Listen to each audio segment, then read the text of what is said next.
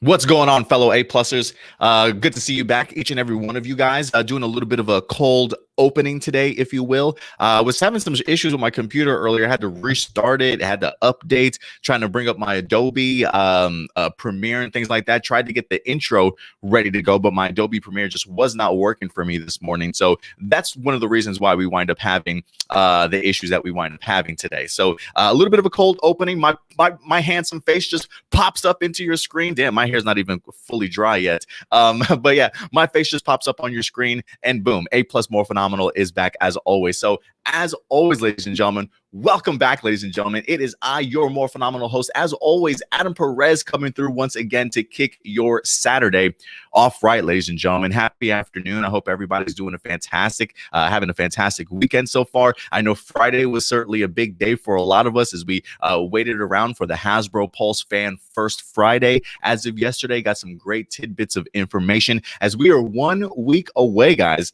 As of today, we're actually, technically, since it's noon, we're what? Less than a week away from a brand new episode of Dino Fury, and I cannot wait, man. I cannot wait. The hype has been building for quite some time. Beast Morphers left a really great taste in my mouth, if you will, and I want more. I want to see what Simon Bennett and the rest of the crew can certainly do. So, guys, we're going to be breaking down a ton of stuff from Hasbro Pulse Friday. We're definitely going to be diving into the opening theme and intro for you guys. Also, some Lightning Collection news as well. We even have an interview with Kai Moya. Not my interview, but an interview with Kai Moya that we're definitely going to go ahead and highlight. Some Boom Studio stuff, and of course some stuff for you tokusatsu fans as well. So again, I do apologize that we started a little bit late, but hopefully you can all forgive me and we have ourselves a fantastic episode today. It may go a little bit long, not gonna lie, so kick back. Hope you got your coffee, your orange juice, or your breakfast, and as we round up all the information from tokusatsu and Power Rangers for this week. Let me see who's actually in the live chat, because you know I love shouting you guys out as always. Anthony certainly coming through. Isaiah in the house with us today. We got Alexis who's certainly here. What's up, Alexis? Thank you very much for certainly coming through. Dino Real Soul is in here. I'm handsome, dude. Good to know. Good to have you back, man. Power Rangers in your area. Good to see your face, man. I feel like I haven't seen you in a minute. Dino Fury, I will destroy you, Adam. What did I do to you? What did I do to you? I don't even know you personally. Johnny Marrero, what's going on, buddy? Good to see you in here. We got Zachary in the house. My man, thank you very much, man, for coming through. I think, let me see who else we got. We got Maurice in here with us today as well. Marcelino. Thank you very much, Marcelino, for certainly coming through, man. It's always good to see you. JB says, what? Is in the house today. We got Kwaku who's joining us as always. Doomsday certainly coming through, man. Definitely good to see you. Dino Real Soul says happy Single Awareness Day tomorrow. Yes, for all of those of you out there who certainly are single. I'm sure you guys managed some way to celebrate your own way for sure. Noah certainly in the house. We got Shadow Nova Productions in here also. Thomas certainly coming through. Issei, what's up, Issei? He says, hi, this is amazing. Good to have you. I'm not sure if you've been, have you been in the chat before, Issei? Not quite sure, but definitely let us know. Definitely good to have you here as part of the family. So thank you very much for coming through. We got Edward Sanchez Production in the house as always. Who else we got? We got, Majin says the fro though. Yeah, man, I'm gonna go ahead, hopefully maybe this week, probably maybe get the sides faded a little bit and try and get my faux hawk a little bit back, because I do feel like I'm an inner rock star and I really want my curls and my fro to just really pop. You know what I'm saying? So we'll definitely see what winds up happening there, man. But yeah, I do have a lot of hair. It's just wild. It's just wild and crazy. There's nothing I can really do about it. Guys, listen, we definitely will be having stragglers that come in and out of the live chat throughout this episode. So certainly make them feel welcome and certainly make them feel at home when they do go ahead and make their presence felt for sure. And then, of course, listen, guys, especially if you're in the live chat, if you love the content that we put out on a weekly basis, if you come to the live chat on a weekly basis for the show, hit that thumbs up, guys. Give us that big like. Last week, we tried to aim for 30, which I think we knocked out of the park. Let's go for 40 likes this week. Let's go for 40 likes this week if we can. It definitely helps the channel for sure. And then after the show, if you guys want to continue to comment on the episode, feel free to go ahead and do so in the comment section box below. Just a couple quick things of business, though, real quick before we get off right off the top. You guys know how we love to do around here. If you do have a live viewer question towards at the end of our episode, we will be tackling your live viewer questions. Feel free to go ahead and submit them over to aplusmorphinominal@gmail.com. If there's something in regards to Tokusatsu, Power Rangers, some information you wind up reading this week you want to go ahead and talk about, go ahead and submit your... See, I didn't even update that correctly.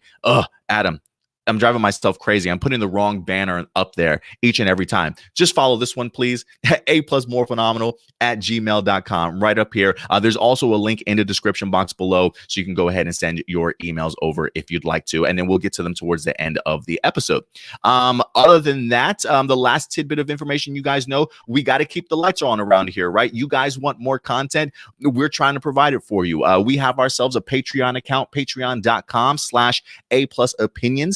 Whether you're here for A Plus More Phenomenal or A Plus Hero Report, you still get the goodies from both of our YouTube pages. Currently, we have Patreon exclusives for our Go Ranger reaction videos since we're celebrating the 45th anniversary of Super Sentai this year. We do have ourselves going back to 1975 with our Go Ranger exclusive Patreon. We also have an early access Patreon for our Gokaiger reaction videos. And we also have, for those of you who don't know, exclusively on our Patreon, Stuart also has Dragon Knight and Dragon Ryuki from Kamen Rider that he's doing up there. He's doing a compare and a contrast. He's dropping I think he's doing a Kamen Rider Ryuki episode one week, and then the following episode he's doing the American counterpart in Dragon Knight. So if you are big fans of those series, or if you want to see what Stuart has to say, again, check us out on our patreon.com/aplusopinions. We've got several different tiers, guys, so definitely feel welcome to go ahead and check it out, see if anything interests you. And we'd love to certainly have you here as part of a supporter. So thank you very much. And listen, if you can't support in that particular way, again, feel free to like and share these particular videos, guys. We definitely want to continue to have your support. So with that out of the way, let me just double check real quick just to make sure there's no stragglers that I want to give some shout outs to. All right, guys. Doomsday says Adam's hair looks similar to Devin's from Beast Morphers. Yeah, just a little bit more hair, but I get what you're saying there. All right, guys. Let's go ahead and get into the news. This past week, guys, on Friday, we had Hasbro Pulse Fan First Friday. Hasbro reps certainly coming through with all their information. If anything, we'll probably get to the toy section here in just a minute. But the topic that I definitely want to focus on this week is, in fact, I was about to say Beast Morphers, Power Rangers Dino Fury. We wind up getting some brand new promotional posters here. I believe this poster came out sometime last week, if I'm not mistaken. But this one wind up dropping this past week, and I gotta say, it looks fantastic, guys. I love this thing. Yeah, I don't know who's doing the promo work or the marketing or the designs or anything like that, but everything that I feel like they're putting out right now is popping. Is absolutely popping. So I'm loving it. Ooh, I can't. Ooh. I love this poster, man. I really do. I would love to have one of these posters, honestly, on my back wall if I can manage to get it somehow. See, my computer's acting up right now. Hold on a second, guys.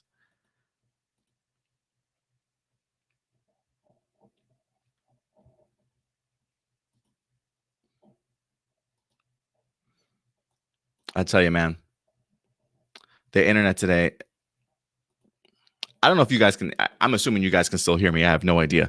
I'm trying to pull up my next file and it's not allowing me to. Johnny does say the poster looks awesome. Yeah, I definitely agree with you there, man. It definitely does look awesome. I'm a big fan of it. Yeah, there we go. Bam, finally, it's worked. StreamYard today is just not having it, man. They just not want me to have a show today. But I love this. I honestly love this poster. I've loved everything that I've seen so far when it comes to just the promotion and everything like that. Talk about getting you hyped. I mean, we have some interviews that's been dropping. I think Simon Bennett might have been making his rounds over the past several weeks. But this was really what I think a lot of us were hoping for or expecting.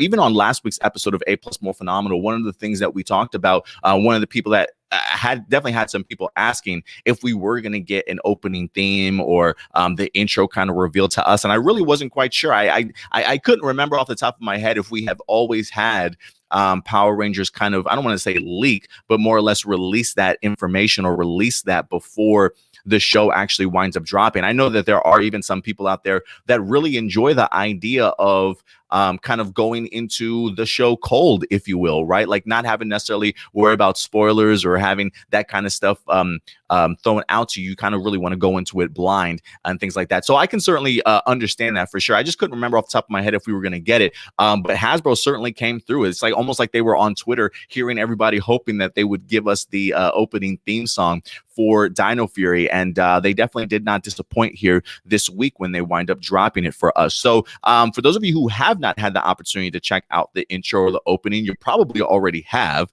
to be perfectly honest with you. But let me go ahead and pull this up for us so we can go ahead and watch this together. Let me see. I believe I have the...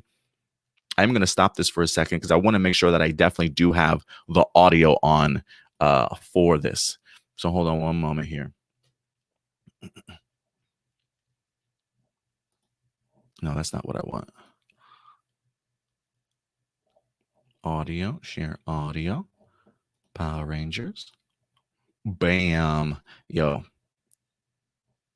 First and foremost, before I even get into this, man, I just want to give you my thoughts.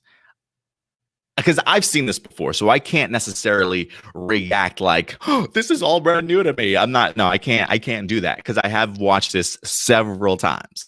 And I'm gonna be honest with you. I F with it.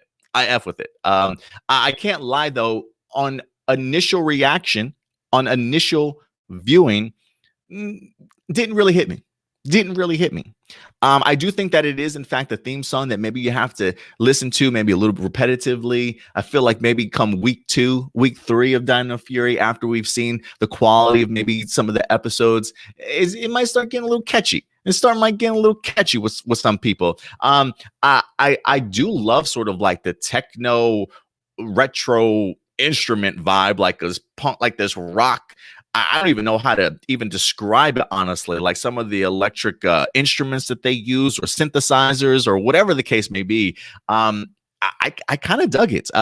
For me, it just felt vastly different than what we had gotten so far when it comes to something like the Neo Saban era. So it definitely felt like a fresh coat of paint, if you will. I know that they wind up bringing in a brand new composer that they hadn't used prior for this. And honestly, I like that idea. I like the idea of injecting brand new life, a completely different voice, a completely different tone and things like that with this theme. And just considering how they come out of the gate with it, it definitely feels as though it fits that Dino Fury concept pretty well. Now, whether or not it fits the overall show, we'll definitely have to see as the season itself progresses. But again, upon first hearing this, I was like, we'll see. But I gotta admit, the more and more I listened to it throughout the day, the more and more I became rather fond of it, to be perfectly honest with you. I don't know if it's just the inner rock star in me that absolutely loves it. I don't know if it was because I was chilling with SD on his live stream the other day and he was just rocking out to it. Maybe it's a little bit contagious, but honestly, like when I do listen to it, I love the vocals. Listen, I am a lyrical guy when it comes to like hip hop and rap and stuff like that. But, this is a TV show. This is a 30-second spot that we have, 30-second intro, which, mind you, I hope that there's more to this song. Like, I would love to see Hasbro maybe release a full version of this song, because it feels as though there definitely is more.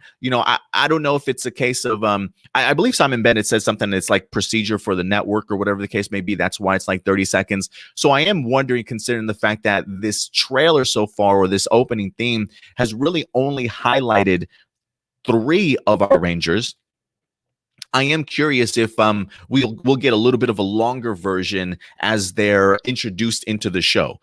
So this is definitely not going to be the only intro that we wind up getting. They definitely will be giving us a second intro at some point in time. Now, whether or not it's new footage and new characters, like, hey, starring so-and-so, just all thrown in there within that 30 seconds, which seems like it's probably what's going to happen. But for me, I would love to have some additional those two additional characters, maybe even a supporting character or two highlighted, and maybe just stretch out that intro theme, maybe just a slightly longer, if you will, to like 40 seconds or something like that. I'll even take something like that.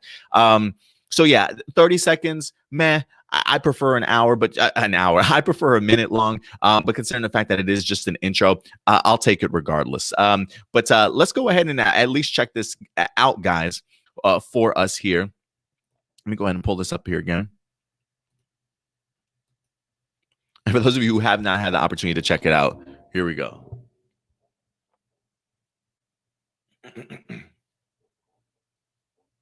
Where you at?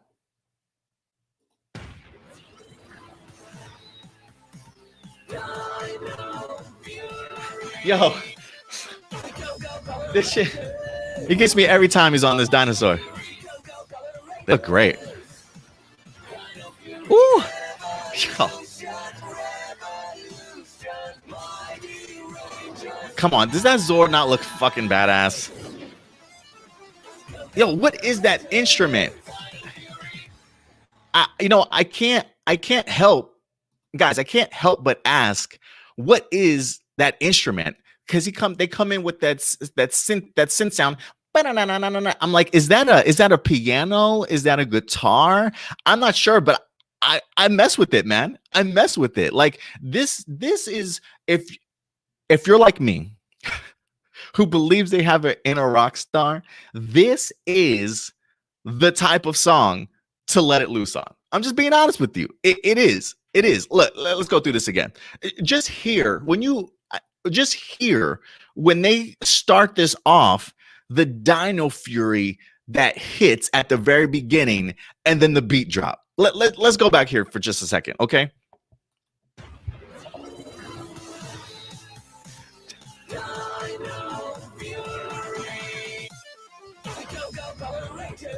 I mean, come on, bro.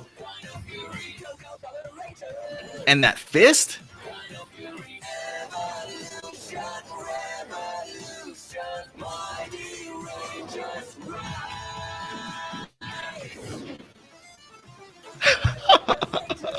Yo, tell me that's not a banger, man. Come on, guys. Come on, guys. How are you not invested? Come on. Dino Fury. Guys. Fire. I don't, what am I missing here? What am I missing here? I do want to go through this one more time because I do want to pause it every periodically. Here's a Dino Fury. First off, my boy Zato on a dinosaur. Listen, I'm just gonna be honest. I don't know what the special effects are gonna look like. Okay, we are on Nickelodeon. I don't know how much budget or how much money, Hasbro's putting towards this season. So I'm not gonna sit here and expect Jurassic World level CGI when it comes to these dinosaurs. Okay, I mean, just the initial look of it looks a little goofy. But when you realize that homeboy is riding a dinosaur as a knight, I think that's badass. I mean, how do you talk about just the confidence and the swag of this man to be able to ride this dinosaur and to be a knight at the same time? And while he's riding, he's blocking a laser blast coming towards him. I mean, I think that's pretty cool, man. I think that's pretty impressive. So I love the shot that they decided to go ahead and give that to us here. I mean, look, yeah, I'm pumped for it. I'm pumped for this, honestly. Russell Curry, Hunter Deno, and Kai, who we'll talk a little bit about more also. Loving the background here. I'm assuming, if anything, this is like the morphing grid in the back, sort of mixed in with definitely the symbol of the Dino Charge Rangers also. I love this shot here of Hunter Deno as Amelia. It looks like she's got a power up that she's getting ready to certainly utilize. This kind of looks very original footage to me. I honestly feel like a majority of these shots are a lot of original footage, honestly. But look how she comes in to this scene, bro, after they go through this breakdown. Look how ferocious she comes through this scene with this power up. going right into what looks to be like his first morphing sequence. And we already talked about this in the other trailer, this move by Amelia, who, guys, Amelia feels as though she's having one of the most impressive outings when it comes to the trailers alone, in really kind of grabbing people's attention. But we've already talked about this when we saw the actual trailer itself, how just blown away we were by that sweet ass looking move that she wind up doing. And I love that they highlight that again in this opening, but from a different angle here. Here we go. Void Knight, some of the villains in here.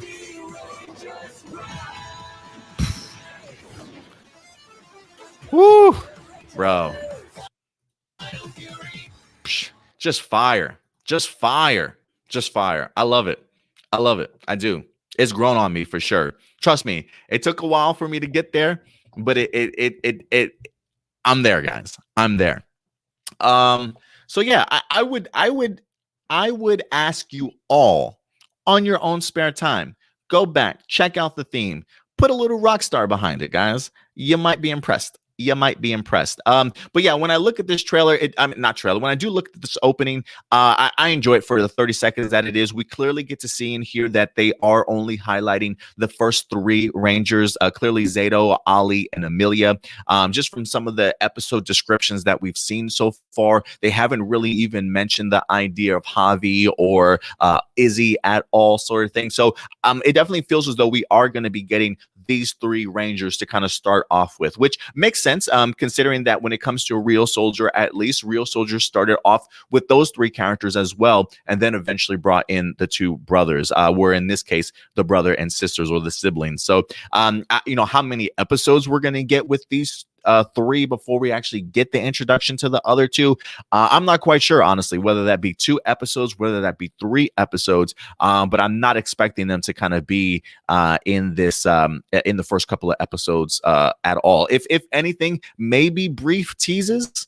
Maybe they'll get creative and give us like a post-credit scene of those two moving to wherever they're living at now. Who certainly knows? But I would love to see.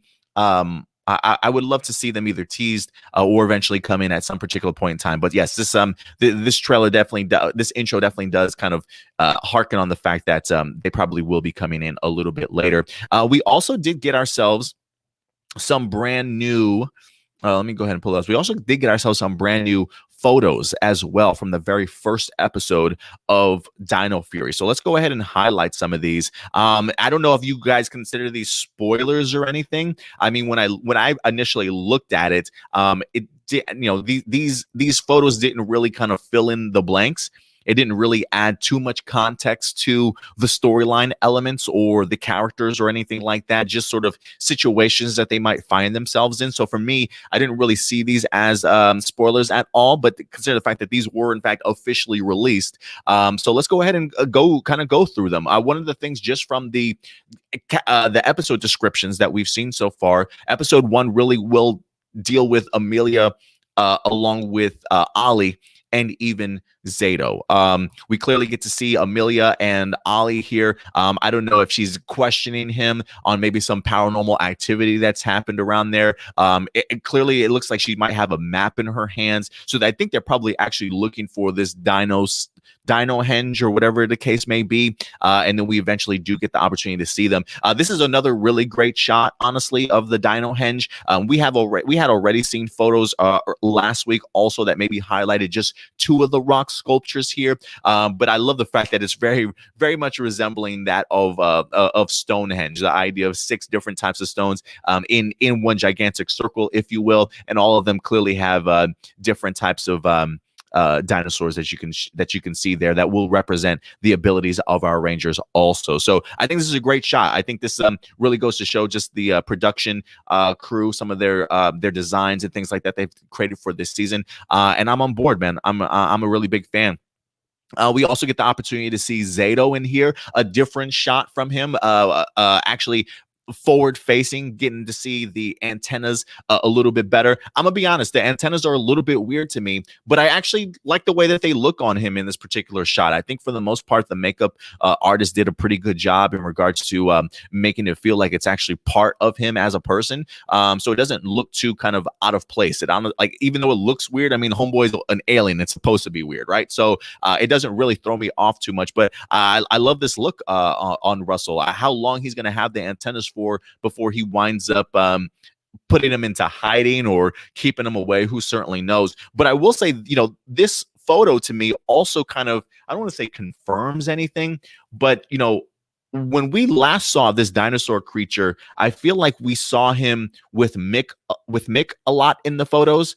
So I wasn't quite sure if there was going to be a connection there at all, but it definitely seems as though there's more a connection to Zato and maybe that command center that's there. Like, I almost wonder if this guy is like a dinosaur that also has been, I don't want to say trapped, but has maybe been watching over this dino henge or this command center for centuries or something like that. Like, maybe he's just a lone dinosaur survivor that's been keeping things ready in case a group of Rangers do kind of come along and inherit the powers. And we get to see him once again here. Another shot of Zato. This time, though, we've got him with Amelia along with Ollie here. Clearly, it seems as though they've managed to find their way into the command center and have bumped into Zato along with this dinosaur creature also. But clearly, things wind up happening. They wind up getting themselves into some trouble. The villains wind up making their way into the base, and then clearly it looks as though it's time to kind of beat some ass. So we definitely do see them clearly frightened here. Not quite sure what they're going to do. I'm not sure exactly what's in Amelia's hand, considering the fact that she is sort of like this journalistic investigator. She kind of deals maybe in more paranormal stuff. I am wondering if I don't want to say she's very ghost hunters like, but I'm wondering if she's kind of created maybe some of her own technology to maybe pick up on some paranormal activity stuff that's kind of going on. So I'm wondering if that's what's in Amelia's hand as of right here. And again, it also, if you go back to this shot, you get to see that there clearly are some pieces of technology there. It looks like maybe there's a drone in the middle, maybe some other things too. It definitely makes me wonder if that's Amelia's stuff that she's trekking around with her as she's maybe doing some studies. So I'm telling you, for me, Amelia continues to pop out at me, not only just because of just the little tidbits of information we're finding in the photos, but again, just from the trailer and from the intro alone, she seems like she's making a really great impact.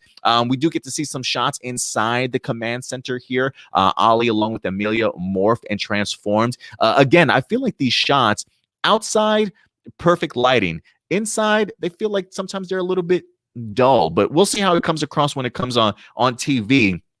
I'm just wondering if maybe this is part of their production. The idea of maybe not making it as bright as, say, something that we went into when it came to Beast Morphers. Maybe this is them really changing the production of how the show is filmed and how it's shot. So maybe it'll look even better than what we certainly expect. But we'll definitely have to see once it debuts next week. We also get another shot here of actually seeing all three of these Rangers morph together at some particular point in time. And it looks like they're about to get ready to have that huge battle, as you can see in here, surrounded by a bunch of bad guys. And we've already been teased by that fight that goes down in the teaser, in the trailer itself alone.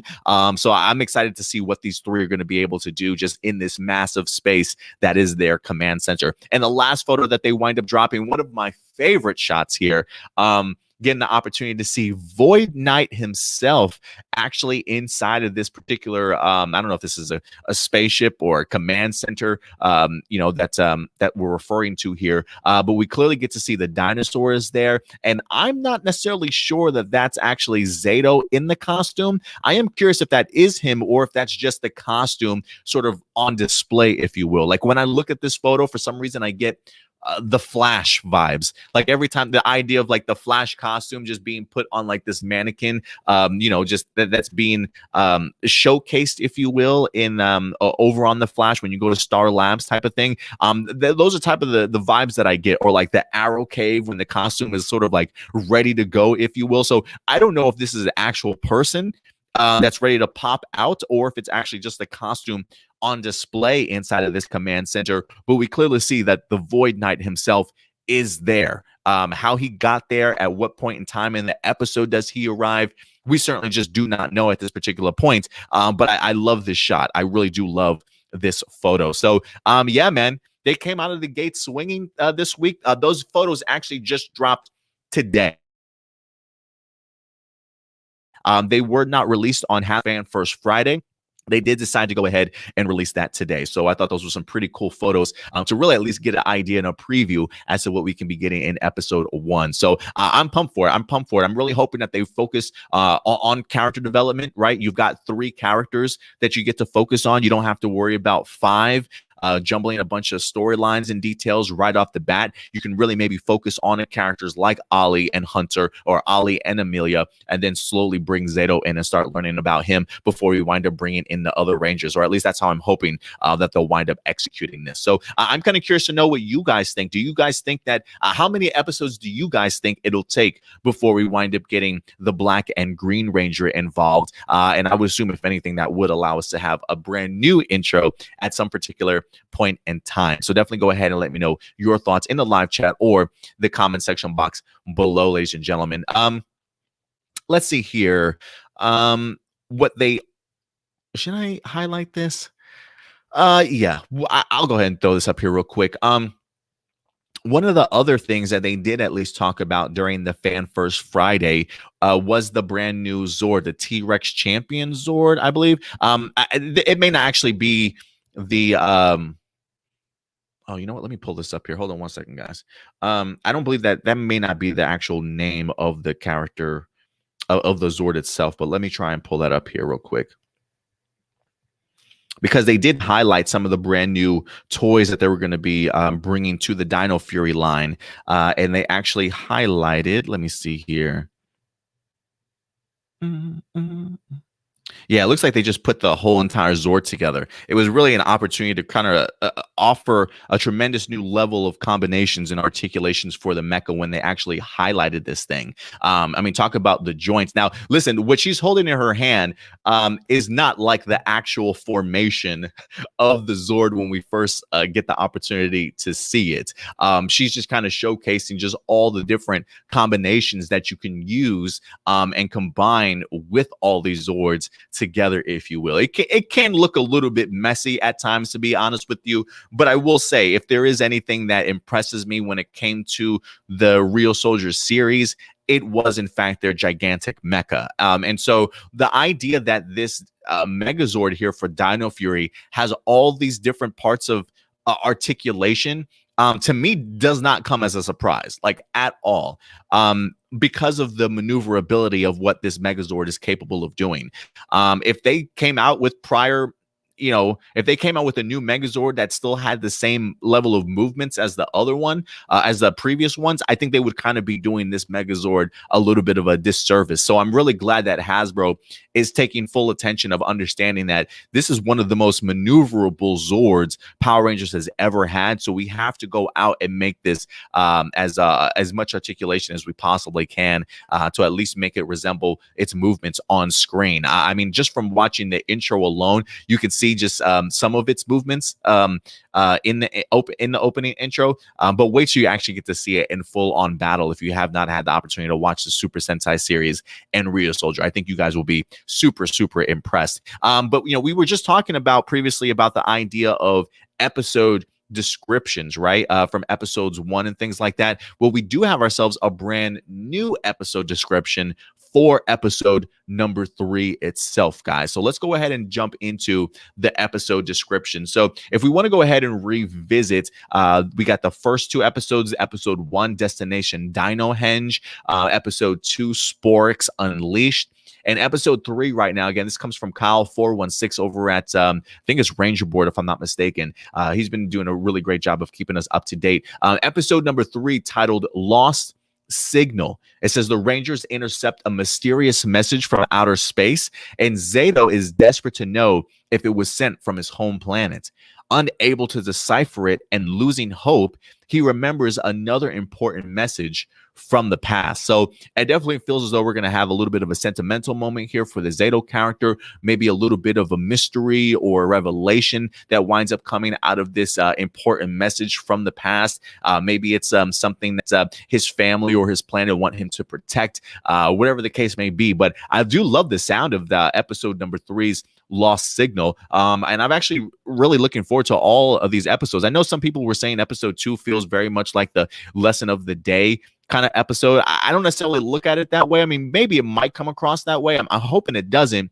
But I do feel as though if there is anybody that kind of needs to learn the benefits of working as a team, it's definitely Ollie, just based off of his character descriptions also. And considering the fact that he is going to be getting a lot of shine just from some of the photos that we saw from episode 1 alone.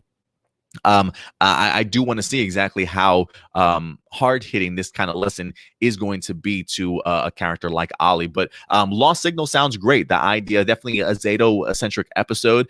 Maybe him still trying to come to terms and figure things out on his own. And then also realizing that, hey, there's certainly an important message for him. So we'll see what happens. But it definitely feels as though whether or not he's missing his family, his home planet, I don't really know exactly what happened to his folks, but maybe we'll learn a little bit more about that as the season itself progresses, guys. But listen, I want to know what you guys think. If anything, one of the things that I will say, going back to this Dino Fury intro, again, I think the I personally do like the theme. Has really grown on me, to be honest with you.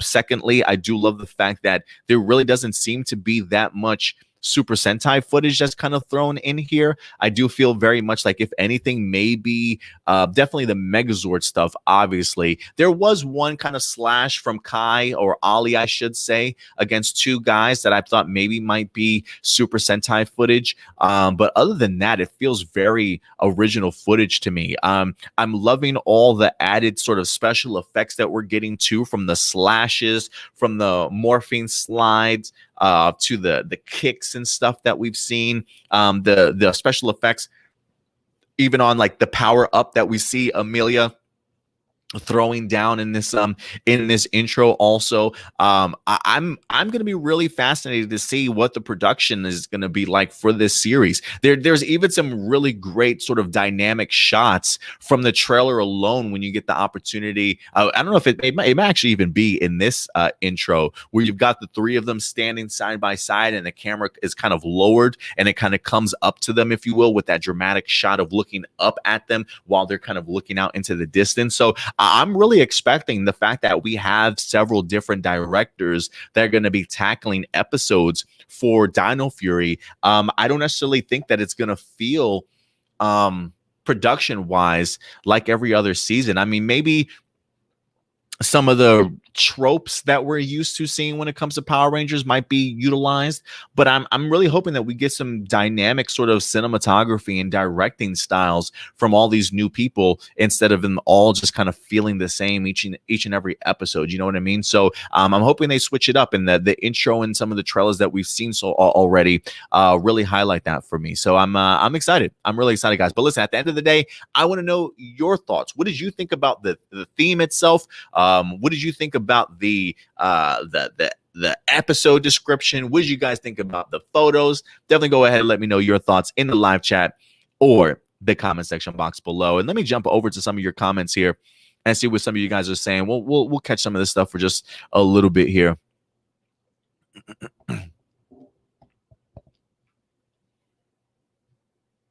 JB says, Wes says, love the poster. I agree with you, man. I do too. I would love to have that posted somewhere in the back here. Hasbro, send me one, man. Send me a poster. Let me go ahead and highlight it on my show for you guys weekly.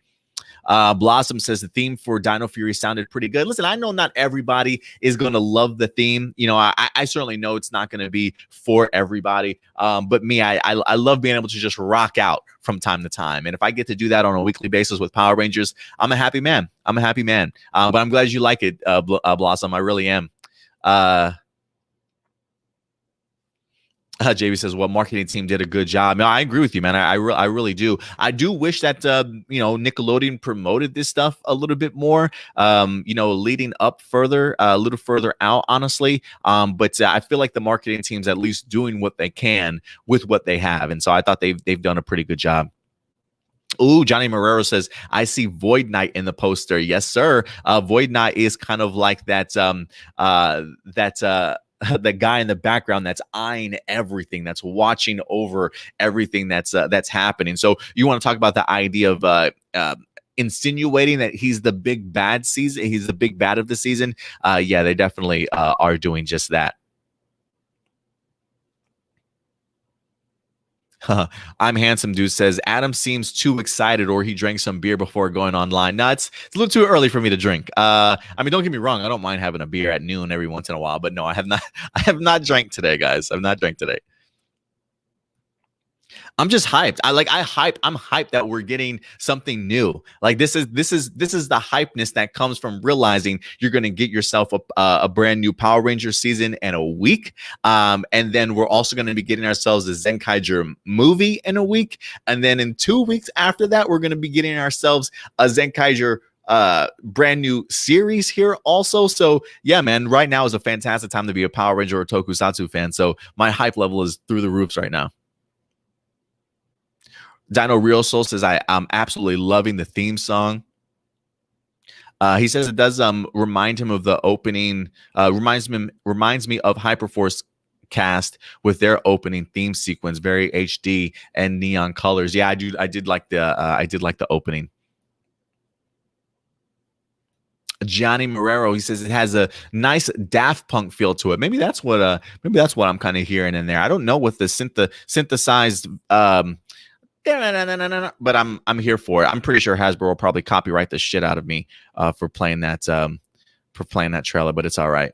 JB says, what says, I loved it. Dino Real Soul says, I listened to it 20 plus times. I probably did listen to 20 plus times, probably like 10, 15 times or so. There was one time where I literally just had it on repeat because I was in the process of like feeding my dog and it was just playing on repeat over and over again. I tell you, it grew on me, man. It really did grow on me. Power Rangers in your area says, okay, I changed my mind from first impressions. Chance is still going to be my favorite regardless, but now we do have a local hero, even though I don't like I'm assuming that's the city, or went to Castle High. Yeah, with Kai Moya. That's right. I forget you are in Hawaii as well. Doomsday says, listened to it 100 times already. It's that good. Dino Fury. Yo, come on, man. I feel like Wayne's World, like they would have Wayne and Garth would have a fantastic time with this song.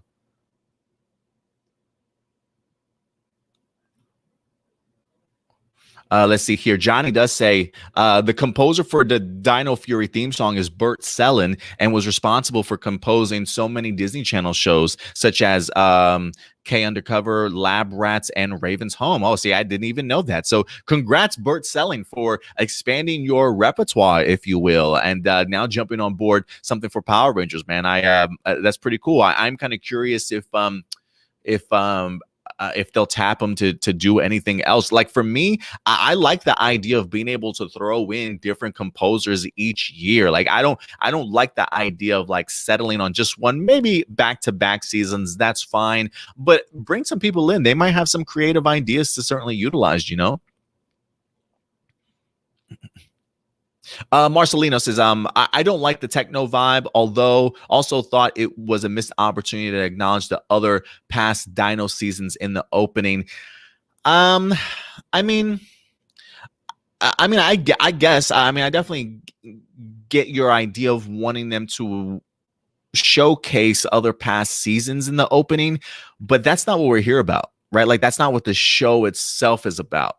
The show itself is about these Dino Fury Rangers and what their story is certainly going to be. Now, will we have homages to past seasons of Dino seasons? Probably. I feel like that's probably almost guaranteed. But for an intro, for an opening, you want to highlight what your show is about. And the show is not about representing past Power Ranger seasons. The show is about focusing on your new cast, your new footage, the action and things like that you're going to be highlighting. So I get the idea of maybe wanting it to be acknowledged in the opening, but I just don't feel like it's the time or place for that. I feel like if you're going to do that in the episode itself, but the intro should represent what your show is going to be from the very beginning, what you want people to get excited and get pumped for, why you're coming here, and that's for the story of the Dino Fury Rangers. If the other dino seasons get mentioned, then that's great, but that's not the main idea of the story. So I get what you're saying. I get what you're saying, but I just don't necessarily know if that belongs in the intro itself. But sorry, the techno vibe didn't work for you, Marcelino. Maybe it's something that'll grow on you the more and more you hear it.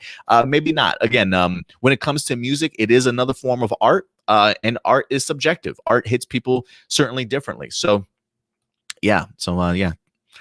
Let's see here. Yeah, the Power Bunny. Thank you very much, Power Bunny. And thank you for joining us, Power Bunny. Going back to the idea of why it's 30 seconds. I know Simon Bennett did comment on it. So thank you very much for at least clarifying. It had to do with network requirements. And I believe Simon, JB says what even referenced the idea as to why that is. So thank you guys for clarifying that.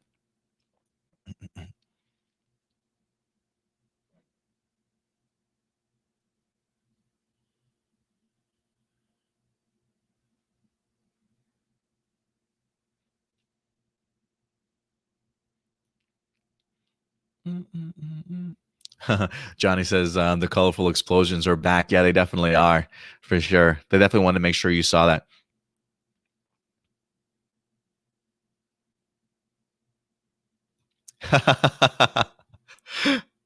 Red is not a flavor. Says, I don't know about the Red Ranger riding that dinosaur with no saddle. Yeah, I'm sure it's pretty painful, bro. I'm sure it's pretty painful. Maybe that's what that grimace on his face was. You know, my balls. I don't know. But yeah, I thought it was pretty cool. Like at first I was like, huh? And I'm like, oh, he's on the freaking dinosaur. Yeah, I enjoyed it. The A Games 10. He says, Adam, do you think Palek is the one singing the intro or someone else? Also, Bert Selling composed and made the opening. Do you think Palek is the one singing the intro or someone else? I don't know. I think it might be somebody else. I'm not quite sure. I'm not too familiar with Power Ranger theme composers or singers and things like that. I don't really know them so much by name. It's funny because most of my life I spent with television and movies. So when it comes to like composers that do music for big time movies, I definitely am fully aware as to who those people are in that particular world. TV, maybe not so much. So do I think Palek is the one singing the intro? No, I think it might be somebody else. But I could be wrong. I have no idea.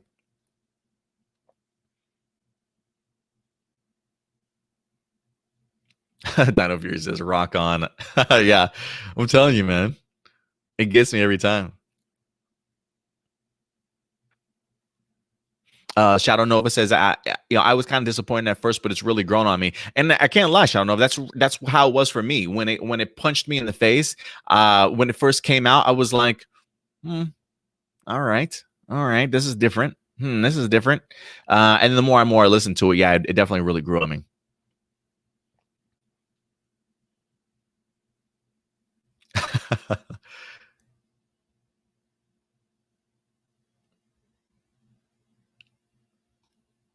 Shadow Nova says, look, everyone, we have Dino Nights. Yeah, it definitely feels, and again, one of the biggest questions that we had, I thought, going into this was, are they going to, hammer home the idea of nights? Is that something that they're going to kind of play with? And it definitely seems as though that's what they're going to play with a little bit in that world. So we'll see what happens. We'll see how heavy they really do sort of dive into it. Super unknown person says, did he deflect with a dagger? That's a good question. Did he deflect with a dagger? No. It looks as though he's got a full-fledged sword in his hand. Or at least that's what it looks like he's holding when he's riding. Yeah, it's a sword. It's a sword. So yeah, no dagger. He did deflect it with his sword, though. I just rewatched it. Maurice, what's up, Maurice? He says, Adam, I like the theme and all, but I'm just tired of Go Power Rangers. They need to stop using it. It's really getting old and ridiculous. They're just beating a dead horse with it. I will admit, the Go Power Rangers thing is a little overused for sure. I mean, I don't know if, I feel like it's become such a staple of the franchise that they kind of utilize it that way. So I definitely agree with you, Maurice. I wouldn't mind the idea of them switching it up even more. Like, if you want to give me even more lyrics, like that's more than fine. But I guess maybe the fact that they felt like, look, we've got 30 seconds that we're only allowed to kind of work with. So we definitely need a track and we need some lyrics that'll fit in here in 30 seconds. And maybe just the idea of Go Power Rangers is that sort of the initial idea of like, hey, we're a Power Rangers TV show. So I don't know, Maurice, but I get what you're saying, man. I understand the frustration, because I am right there with you. So yeah, I definitely understand that.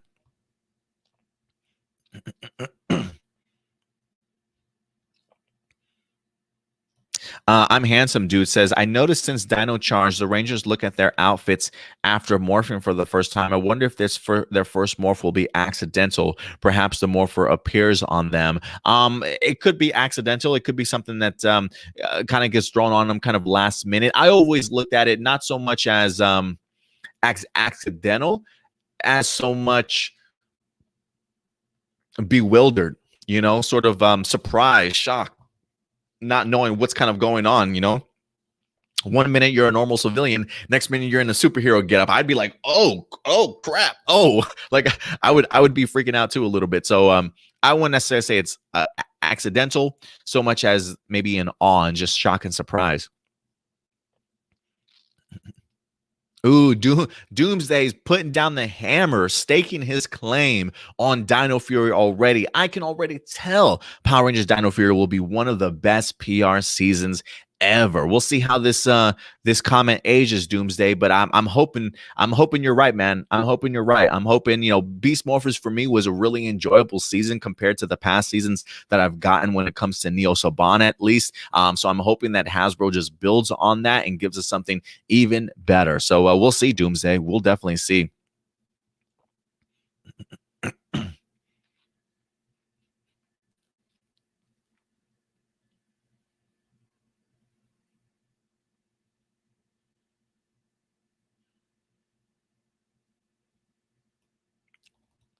I'm handsome, dude. Says, hey, Adam, is it okay if you could move APlus Morphinominal to half an hour later for when Dino Fury airs next week? I do not have Nickelodeon, unfortunately. I hope it gets uploaded online. Well, that's one of the reasons why we go as late as we do. There's a reason why we go at noon.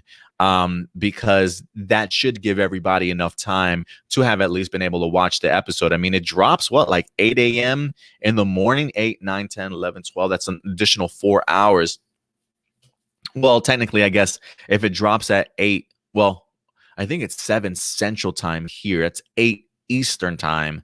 So for me, it starts at 7. So 8, 9, 10, 11, 12. That's a 5-hour gap in time. So it should be up in time. It's one of the reasons why I go live at noon, because for me, when it did air, it was easier for me to be able to watch it and catch up with it in time to go ahead and turn and go back. So I probably won't change the time, but we'll see how the first week or two goes. If it's becoming a little bit difficult, then I'll definitely keep you guys updated, but I'm not going to change it as of right now until I really see that it's causing massive problems to go at noon. So I mean, we've been doing noon for the past several seasons of Power Rangers, and it's kind of worked out okay, I feel like, for everybody, and in regards to enough time to watch the episode. So we'll see what happens. We'll see. All right, I'm going to go ahead. Oh, Power Rangers in your area does make a good point, because he is in Hawaii. Yeah, the time difference, man. I just can't. That's some things I just can't help, And I do have other things throughout the day that I have to get taken care of and prep for, also for next week's shows. So I'll definitely do my best to try and make sure that I accommodate as many people as I certainly can. Who else is in here? Jared. What's up, Jared? He said Zato might have to pull a pull a Kurt, aka Nightcrawler, move to hide the antenna. Yeah, possibly, man. Maybe use some sort of what does Kurt use as the Nightcrawler? Does he use like imaging, like holographic imaging, to kind of go over his appearances? So yeah, you might be onto something there. All right, guys, I'm going to go ahead and jump into our next couple of topics here for you guys before we start moving along. Alexis thinks that I think we will get Black and Green Ranger in episodes 9 or 8. Okay, nice. Marcelino also says episode number 8, maybe. Power Rangers in your area saying, I bet anything it's episode number 3. So some people think that they might come in pretty early. Episode 3, some say episodes 8 or 9 type of thing. So yeah, it'll be interesting. I'm probably gonna lean to be different. Give me episode 4. Just to be different from you guys. Yeah, I'll pick episode 4. All right, guys. With that out of the way, let's go ahead. Oh, you know what? Yusai. What's up, Yusai? Good to see you in here, man. Wanted to give you a quick shout out.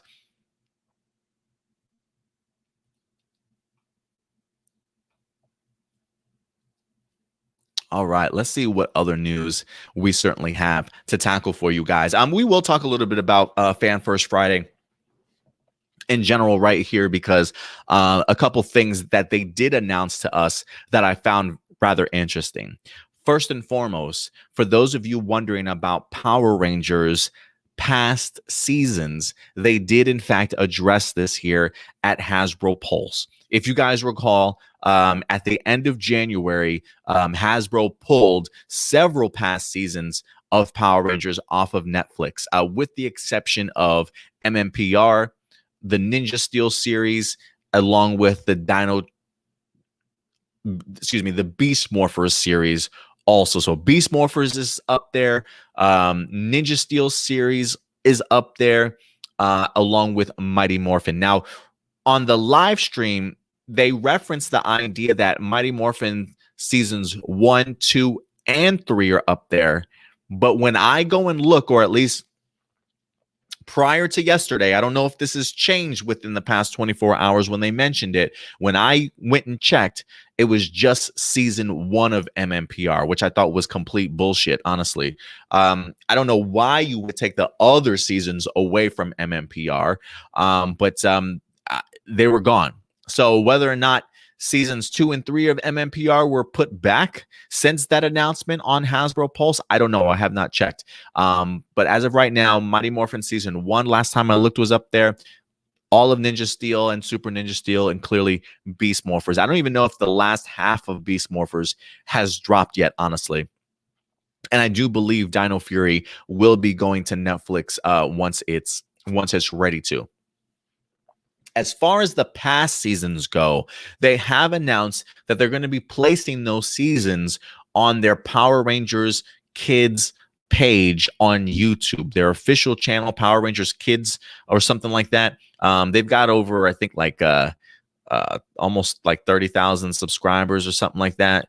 I can't remember how big the channel is itself, but they are going to be moving those past seasons for free on YouTube for you guys. Now, how they're going to reveal them, they have not announced yet. This could take years for all I know. I am curious if they're going to give us, I'm assuming they would give us complete seasons, but it seems as though they're going to maybe trickle them out a little bit. The idea of maybe one episode here, one episode here. There are several episodes already of Dino Charge up on the site. I don't know if those were all uploaded within the past day or so, or if they've been slowly uploading them for quite some time.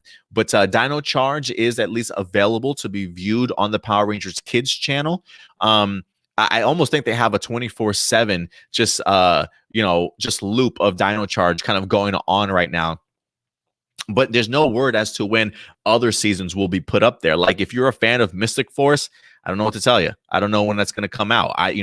I'm not under the impression, though, that they're going to be just dropping all the episodes of the season all at once for us to go back and check out. I almost feel like it's a sense of, one episode a week here, there. I'm hoping that it's not like episode number 4 here, episode number 10 here, episode number 20 here, right? Like I'm hoping it's not like that, because that's just going to take forever for these past seasons to even become available. So I am a little bit worried in that sense. It still kind of feels like we don't have a plan yet, but we're going to give you something anyway. But I do like the idea, at least, that it's going to be on YouTube. I mean, the idea of making it accessible for free, I think, is brilliant. I am kind of scratching my head a little bit as to why it's on that channel and not Hasbro's channel that has over 3 million subscribers. I mean, you do technically own the property, Hasbro. So why you're not putting your content on both channels or one channel, who certainly knows? So I don't know. As much of a great news as this is, for me, I'm worried more about the execution of it. How long is it going to take for us to get to Time Force? How long is it going to take for us to get to RPM? How long is it going to take for us to get to, in space? Are you only going to focus on putting the Dino seasons out right now because of the fact that we have Dino Fury that's going to be posted, right? Again, is it going to be sporadic full episodes? Are we going to go in order? Are you going to drop them all at once? There's still a lot of questions that have not been answered. So while the premise sounds great from a first appearance, yay, free episodes of Power Rangers on YouTube, yay, it's also put on their least attention getting YouTube channel, and it's only one season as of right now with Dino Charge on their channel. So hopefully hopefully they'll get the other seasons going, but I still have a lot more questions than I do anything else, honestly, at the end of the day, when it comes to these past Super Sentai seasons. So at least it's on YouTube. That's great. They can easily monetize it, make money, probably make more money monetizing it on YouTube than they certainly did before, if they even do decide to monetize it. But again, it makes me scratch my head why you wouldn't move your stuff over to your Hasbro channel that potentially can get you millions of views on your episodes of Power Rangers if you certainly wanted to. But we'll see, man. We'll definitely see. But I'm kind of curious to know what you guys think about the move for past Power Ranger seasons. They also went ahead and revealed to us some new toys also. This one I thought was pretty cool. It says a new transparent MMPR Megazord in the Super S series. It gives you an opportunity to kind of see inside of the Megazord and actually see like a mini Power Ranger figures on the inside in the actual cockpit itself. So I thought this was pretty cool. I don't know exactly how much it was going to actually cost at the end of the day. But I thought this was pretty neat, to be perfectly honest with you. So yeah, definitely go ahead and check out more information when you get the opportunity for that Megazord.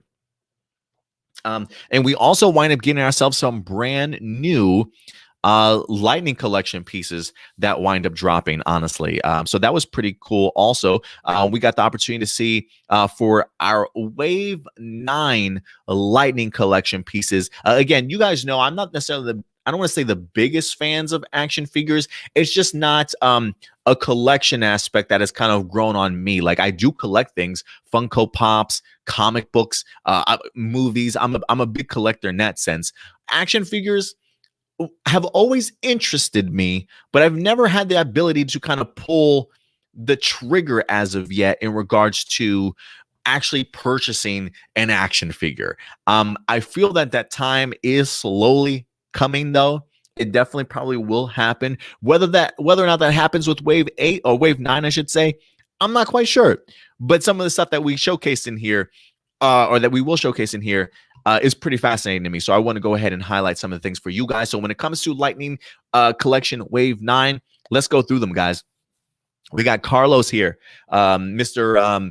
Power Ranger in Space Black, showcased here also. So you got Carlos here, and I'm loving just the extra designs that they're putting behind these photos for Hasbro. The backgrounds just look sick, to be perfectly honest with you. But that is, in fact, Carlos there from In Space. We also wind up having ourselves Kai from Lost Galaxy, the Blue Ranger himself. Now, I have known a lot of people were complaining complaining about the paint job on here.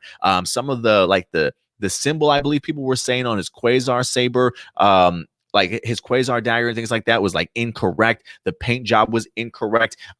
So again, you guys pay a little bit more attention to that stuff than I certainly do, because you guys have been collecting. You guys know the quality of the stuff that you guys like. So I will say this. I think that if there is a compliment that people have been giving this Kai figure, is that when it comes to his facial features, it's pretty spot on, if you will. But it definitely seems to be maybe some issues that people have maybe with the quality, if you will, of this particular figure. But I don't know. I'm going off of what you guys have said in some of your comments as far as on Twitter and things like that goes.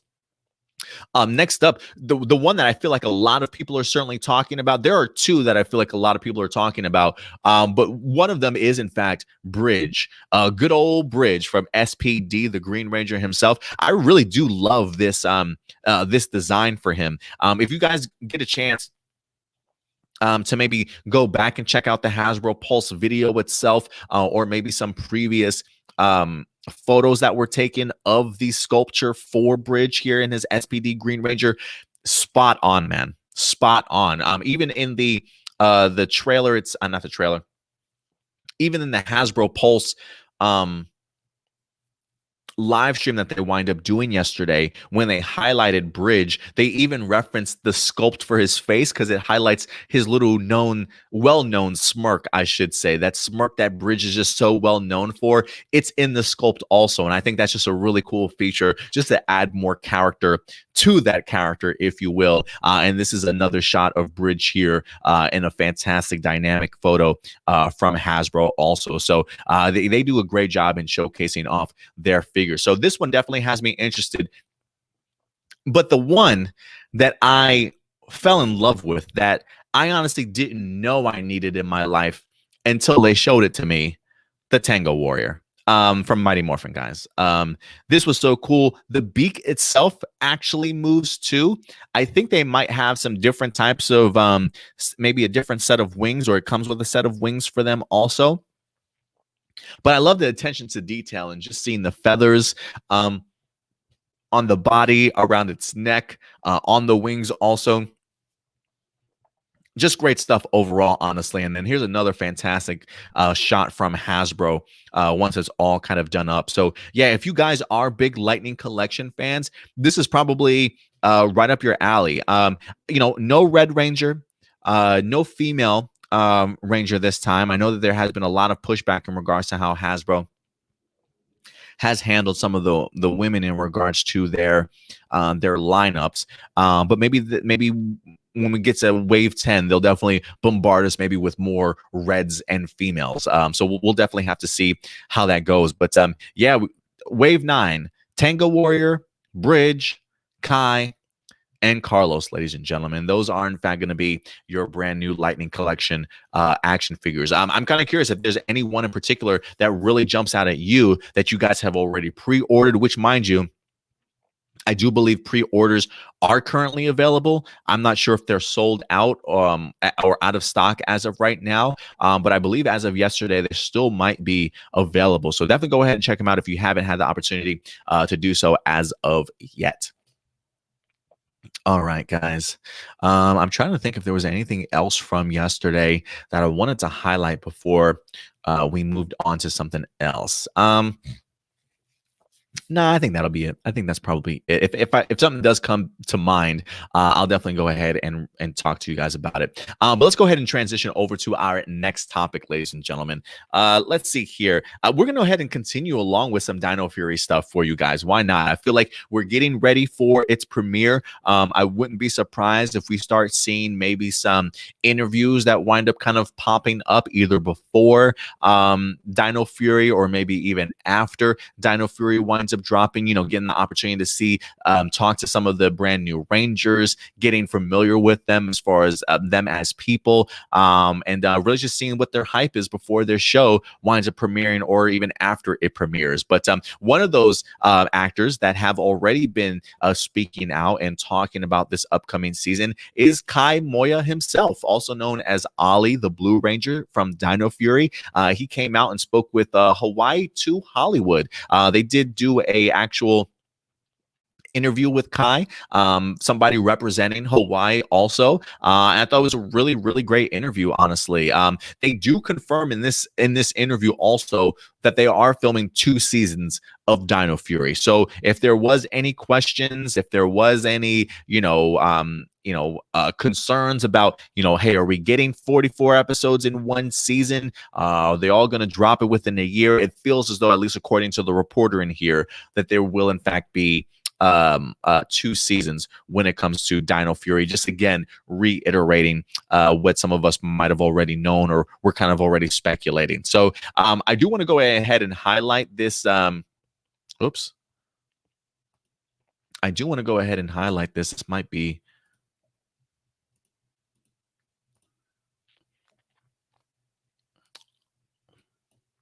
Okay. I'm trying to think if I should put I'm not gonna show the whole interview because I do want you guys to go ahead and check it out for yourself. But I will put the audio on just briefly, just to hear some of the things that he certainly is going to be discussing. So let's go ahead and pull this up here. This is from Hawaii to Hollywood.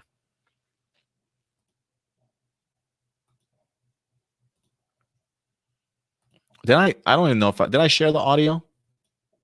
Me, my dumbass stuff. Hold on. Dino Fury.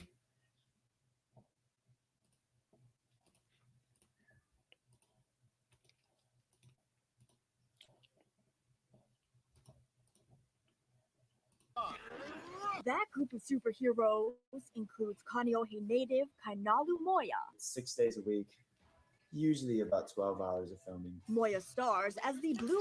First off, 6 hours a week, 12-hour days. Pfft, man, I tell you, to be on a TV set is no joke, man. To film a TV show is no joke. I don't even necessarily know if filming how vastly different filming a Power Rangers season is from, say, a CW television show. But I gotta tell you, man, the one thing that I hear from people that work on TV, especially if you're the lead or you're one of the more important characters, you're always on set.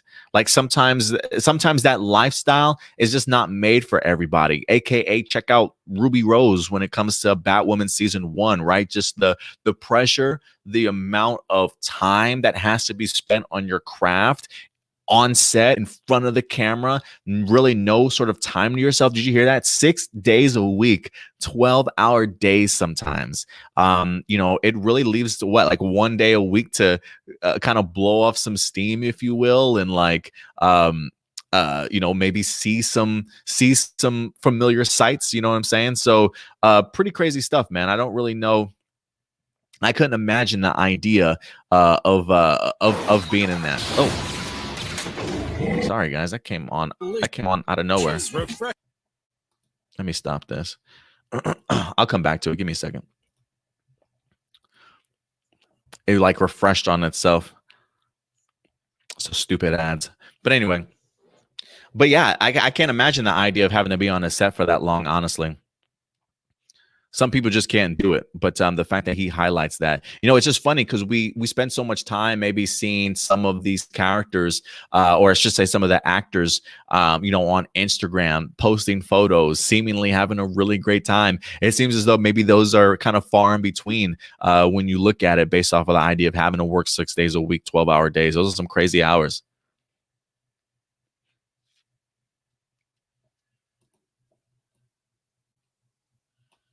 Let me go ahead and pull this back up for you guys.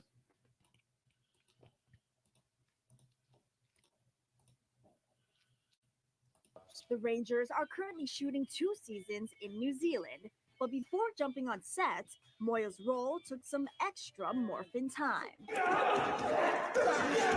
I do remember seeing these behind-the-scenes clips from Kai. He has posted them on Twitter. Of stunt intensive training, just worked on how to block without getting hurt, how to tumble, flip. Your body would just be so sore at the end of the day. The Castle graduate said I think that's pretty cool, man. So he's saying they spent two weeks worth of training in regards to how to properly take falls, how to properly get hit or take bumps, if you will.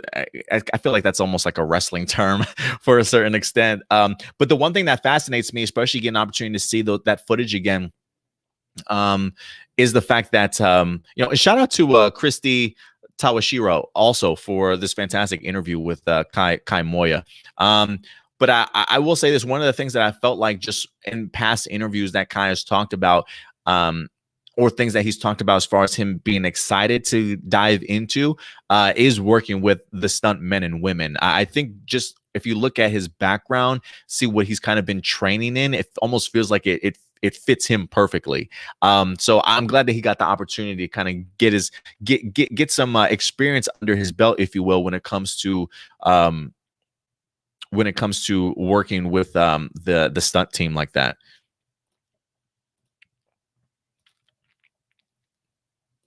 This is all a dream turned reality, and he went a leap of faith.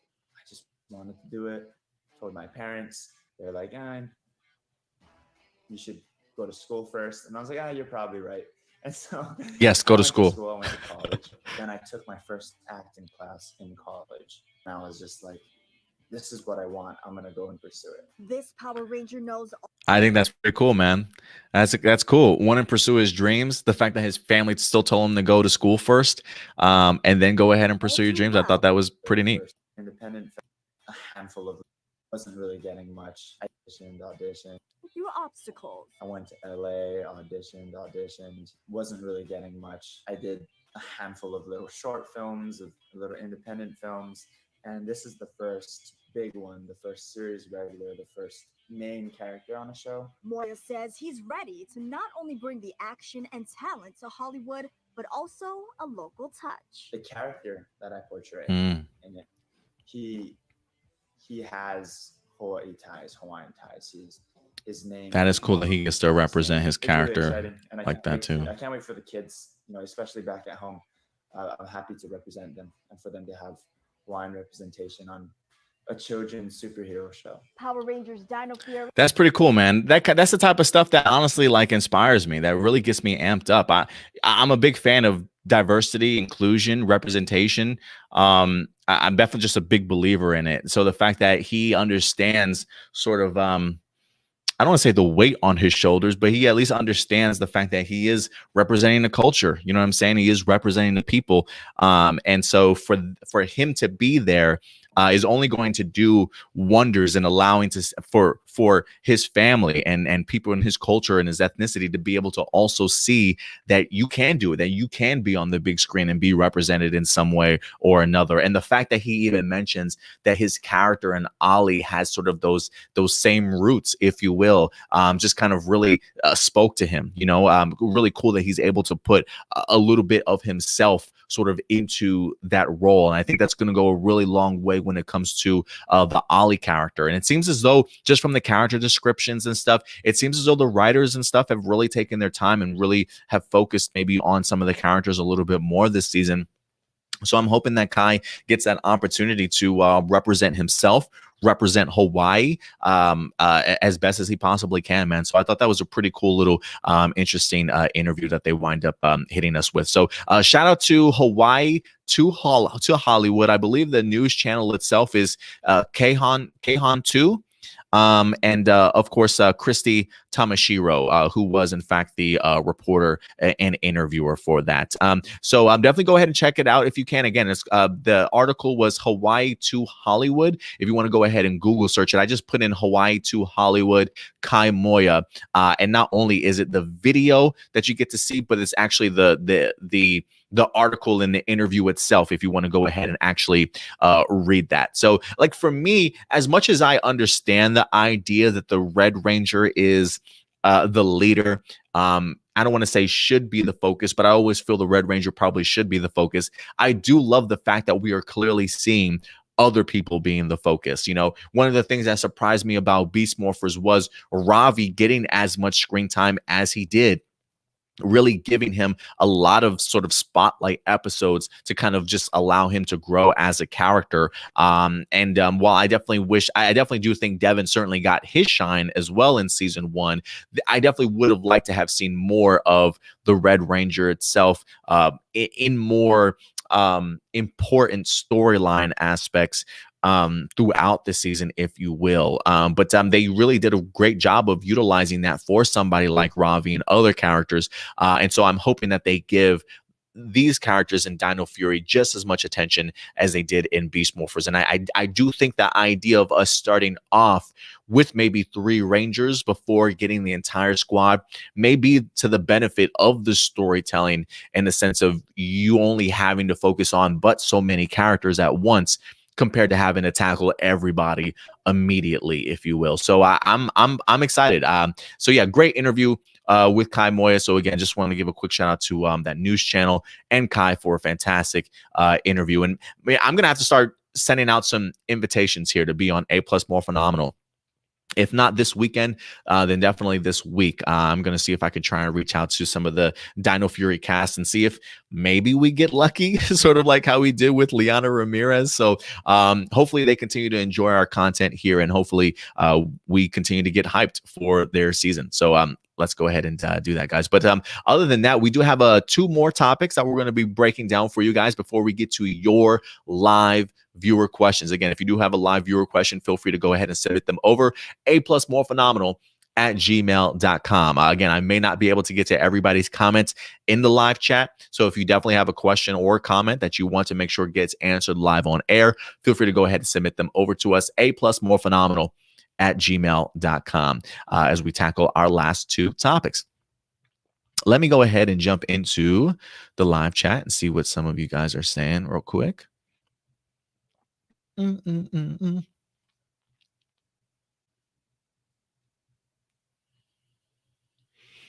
Handsome says, do you think they will acknowledge Beast Morphers? The Morphers will be activated same way by pressing on their bracelet.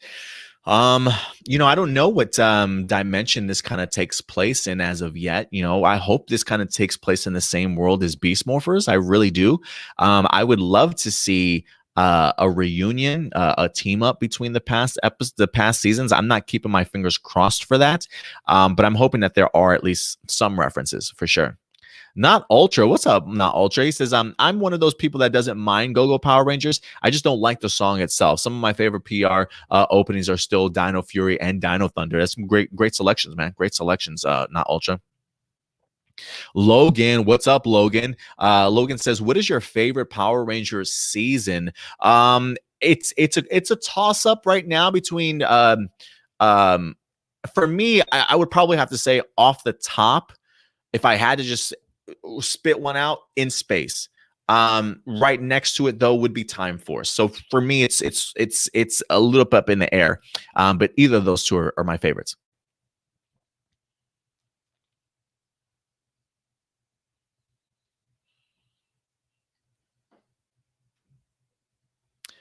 Common Rider 64 sounds like a Nintendo 64 game. Are you hoping that Dino Fury doesn't become Ninja Steel 2.0? I am. I think everybody hopes that. I don't know if anybody wants a Ninja Steel 2.0, to say the least. I will say this, for me, just seeing Mick in here, while there is a bit of a concern, again, one of the things that I mentioned was I just hope that that's all of Ninja Steel that we'll get in here, with the exception of Christy Ann. But that's just my preference. I don't think, I want to think that Mick's appearance is all that we're going to get. So I don't want to worry too much. But I'm also considering the fact that based off of what I just got in Beast Morphers, I find it hard to think that they would go backwards. Beast Morphers to me was very much a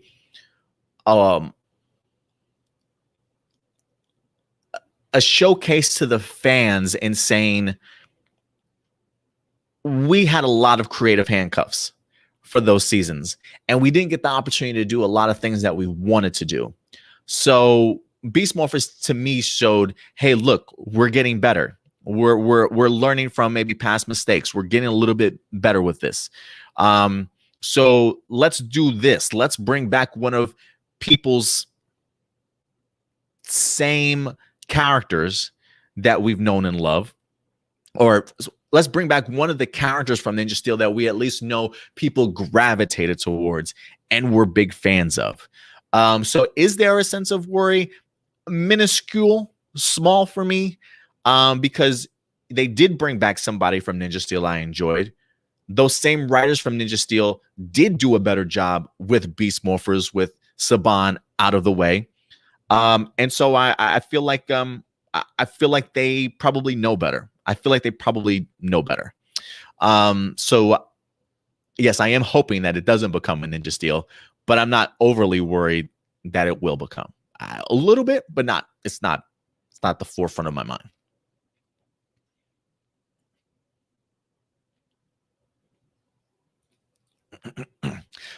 Doomsday says filming a TV show is vastly different from watching a TV show. Like it takes them 12 hours to film in an episode, and we get to watch the episode in 30 minutes. Yeah, they definitely do a lot more work than us when it comes to just watching it. So yeah, them filming is certainly significantly different.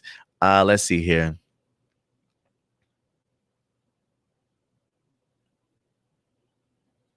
Austin, what's up, Austin? He says, but I thought Ruby Rose quit because the writing was objectively awful. First off, it's never objectively awful. Okay, it's writing. It's an art form. Television and movies are all subjective. So you may not like it, but that doesn't mean because you like it, it's subjectively awful for everybody. No, that's not the case. And no, that's not the case. That's why she quit. Ruby Rose has come out on several occasions and explained why she left. And the fact is, for her, it was just a little bit too much. Not only did she get injured on set for Batwoman, which she says didn't have anything to do with the idea of why she quit, but it's really the idea of being the main lead of a show, and the requirements of you are unbelievable. Some people can't handle 6 day a week, 12-hour shifts. Some people just are not made for that. And when you look at Ruby Rose's career in the past, has she been on other shows? Yeah. Orange is the New Black, I believe, is where I remember her from. Has she been in movies? Absolutely. But those are all significantly different demands that people that shows ask of you than what she wind up doing in those other things. She was never the lead role in any of those shows that she was in, so it didn't require that much of her. So Ruby Rose quit because of the fact that it was the demand on her was just a little bit too much, and she probably wanted to do other things with her life and her career. But once you sit down, you think you have an idea of what your career is going to be, and you realize halfway through or majority of the way through that, yeah, this might not be for me. I can see why she certainly left. So she didn't leave because of the writing. She left because of the demand of being the lead of a show. And let's just clarify that when it comes to television and it comes to movies, it's all subjective. There's nothing objective about it. Writing, movies, television, reading a book, that all hits people differently for a very good reason, because it is subjective. So just to clarify that.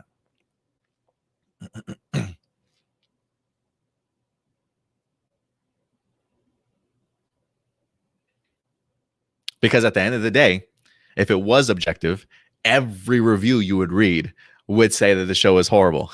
And that's not necessarily the case. Maybe the people you watch might say that the show is horrible, but make no mistake, if you watch a Batwoman review on APlus Hero Report by not me, but somebody else that follows DC Comics, follows a bunch of television shows, will also have a completely different review from other people too. So it's always subjective. It's always subjective.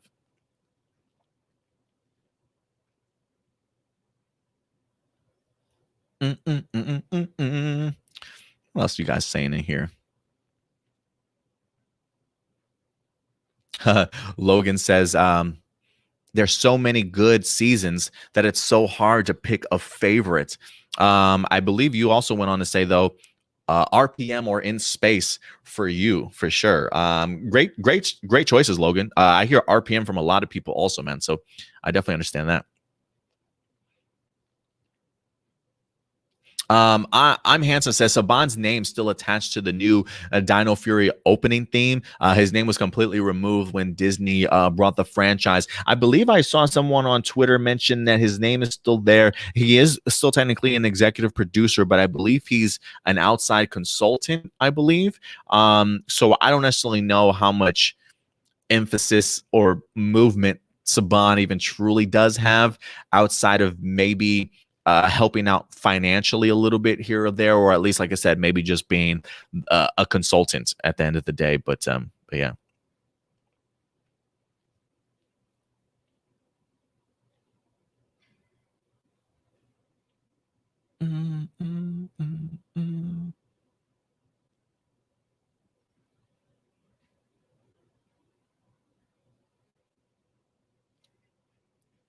Common Writer says, do you agree that the 2010s have not been kind to Power Rangers? Yeah, it's not been good. It's not been good. All right, guys, we got 2 more topics we're going to be breaking down for you guys real quick. This one we'll probably go through rather briefly here. At least this particular topic, we probably will. We do have ourselves more Boom Studios comic books to look forward to. I believe there. I actually do have a Mighty Morphin Power Ranger issue number 4 review that I'm actually kind of late with this week. I probably should have dropped it on like Wednesday or Thursday. I have not been able to get to really be dropping it this weekend for you guys, so definitely look out for that. But Power Rangers number 4 is certainly on the way, guys. Power Rangers number 4, it is in fact set to go ahead and drop this upcoming Wednesday, as the adventures for the Omega Rangers and Lord Draken certainly continues here. This actually comes to us from rangercommand.com, giving us a little bit of a preview as to what we can certainly expect. They even went ahead and posted some brand new images from some of the pages. Oh, my thing still says issue number 3. I'm sorry, guys. It should still be issue number 4. But the synopsis reads as, it says, the unlimited power era continues as the new Power Rangers and Lord Draken return to the new universe that Draken created in Shattered Grid. But will Draken choose to save the new Power Rangers from the surprising threat awaiting them? I'm sorry. But will Draken choose to save the new Power Rangers from the surprising threat waiting for them, or will he betray them? I got to say, the idea of Draken betraying, it's like, look, Draken had the opportunity to betray them in the last storyline. He tried to take it. The side that he tried to help failed, and he wind up trying to help, I should say, the Omega Rangers and taking down the guy when he realized that, hey, that I'm probably not going to win this anyway. I'll help the Omega Rangers out after all. I hope this doesn't become a running gag where it's like every storyline is now going to become, should we trust Lord Draken? Should we trust Lord Draken? You shouldn't have brought his ass along in the first place if you got to ask yourself that question so many times. So I'm hoping that after this storyline, we finally get some revelation or some realization as to what it is that Lord Draken wants, what his motives certainly are kind of going forward. But just from the preview trailer, the preview pages that we've seen so far, I am fascinated at just some of the dialogue that's going to take place between the Rangers and the Omega Rangers. You have to remember too, this is a timeline here that these Rangers just do not recall.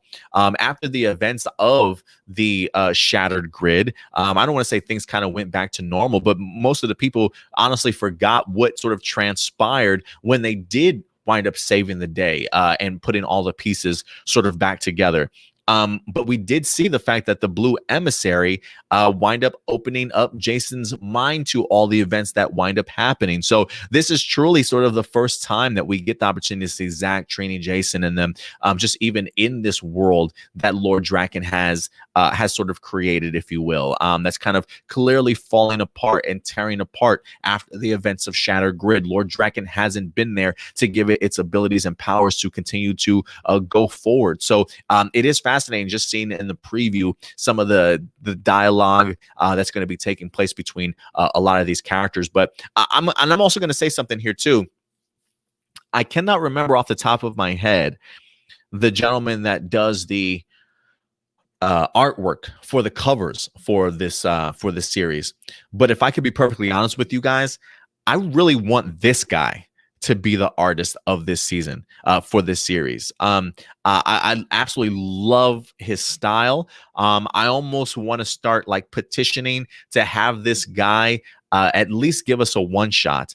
Or at least give us a comic book series with him. You know, his work just looks so breathtaking and super artistic that I don't know how long it takes him to even make these covers, let alone have to actually sit down and make an entire comic book issue.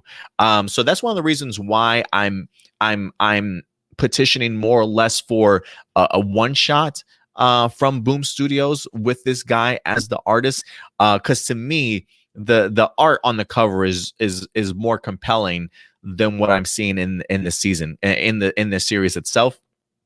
And that's just my personal preference. That's no disrespect to the artist. Again, art hits people just differently. And while I don't mind the artwork for Go Power Rangers, for Power Rangers here. You know, I would like to see a different style, and that's just for me personally. So again, I'm not trying to have somebody lose their job. So if they want to keep Homeboy on here for Power Rangers, that's more than fine. But this artist here on the cover, I can't remember the artist's name. I would love to see him do something, whether it be in his own series or at least a one shot to kind of see him really highlight it a little bit more. So guys, listen, I want to know your thoughts. Have you been following along with Boom Studios comic books? What do you think about the synopsis for Power Rangers episode number 4? I haven't been the biggest fan of issues 2 and 3. Felt a little bit more filler episode than anything for me. So I am kind of curious that when I look at the preview pages, though, this feels very much like we're getting back on track. We're focusing on the main storyline and we're pushing forward. So I think I'm going to really enjoy issue number 4 more than I have the previous 2 episodes, the previous 2 issues. So guys, Power Rangers issue number 4 set to go ahead and be released this upcoming Wednesday. So definitely go ahead and go to your local comic book stores, pick it up whenever you get the opportunity to support your local comic book stores, guys. And the last topic for the day that we're going to be talking about for our Tokusatsu fans is going to come to us from Tokusatsu Network that lets us know that the Zenkaiger movie has brand new additional cast members and characters officially revealed. It's right around the corner, guys. Just like Dino Fury is set to go ahead and drop right around the corner, I believe February 20th is going to be the release of their triple feature over in Japan, their Super Sentai Ranger movie 2021, if I'm not mistaken. They've got 3 movies. They've got the Zenkaiger movie, which we'll highlight here. They've got the Karamager movie, and they've got the Real Soldier movie as well. But I wanted to highlight the Zenkaiger one just because of the fact that we do have ourselves a brand new trailer. One that, mind you, we did our APlus Morphinominal episode on Saturday last week. And then tell me why Zenkaiger winds up dropping this damn trailer like either that Saturday afternoon or that Sunday afterwards. And I'm like, you know what? I'm not even going to make another video. I'm just going to talk about it this week. So if it feels like, Adam, you're like a week behind in regards to this news, that's because this wind up dropping after we went live on APlus Morphinominal last week. So let's go ahead and highlight this information that we wind up having for you guys here.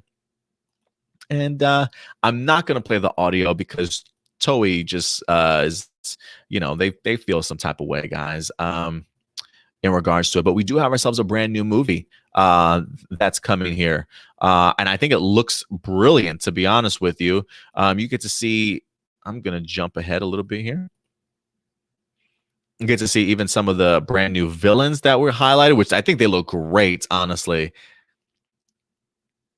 Looks like they have maybe some sort of Sentai gear of their own also to a certain extent. We are going to see the return of Bosco along with a couple of other familiar faces in here too. I'm trying to see if I can. We got Zamigo that's going to be returning too. Qimon from Ninjas in here also. I don't think we highlighted this. I don't think we highlighted this trailer last time, did we? I don't think that we did. And then, of course, we have ourselves the great shot of all the past Rangers here, which I think look incredible, honestly. Clearly, we got Aqua Ranger here up at the front. Go ahead and jump across here a little bit.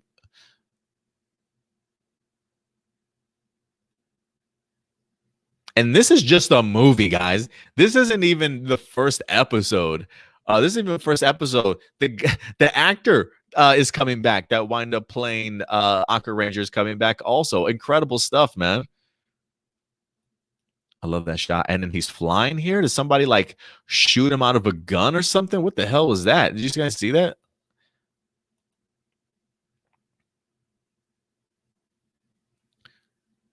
I don't know if somebody shot him out of a gun or what, but I found that all pretty interesting. So let's go ahead and actually dive into just some of the characters that we're going to be having highlighted for us here this season, or I should say for this this movie. So they do have a brand new poster here. It says this week more casting characters have been revealed to appear in the upcoming movie. Here are the first two photos right here. This is Isao and Mitsuko. They are Kato's parents. They've created various things, including the bird robot in Sichin. I believe they are also from just some of the other stuff that I have read, that they might have been the ones that discovered these other universal or these other universes, these other parallel worlds, if you will.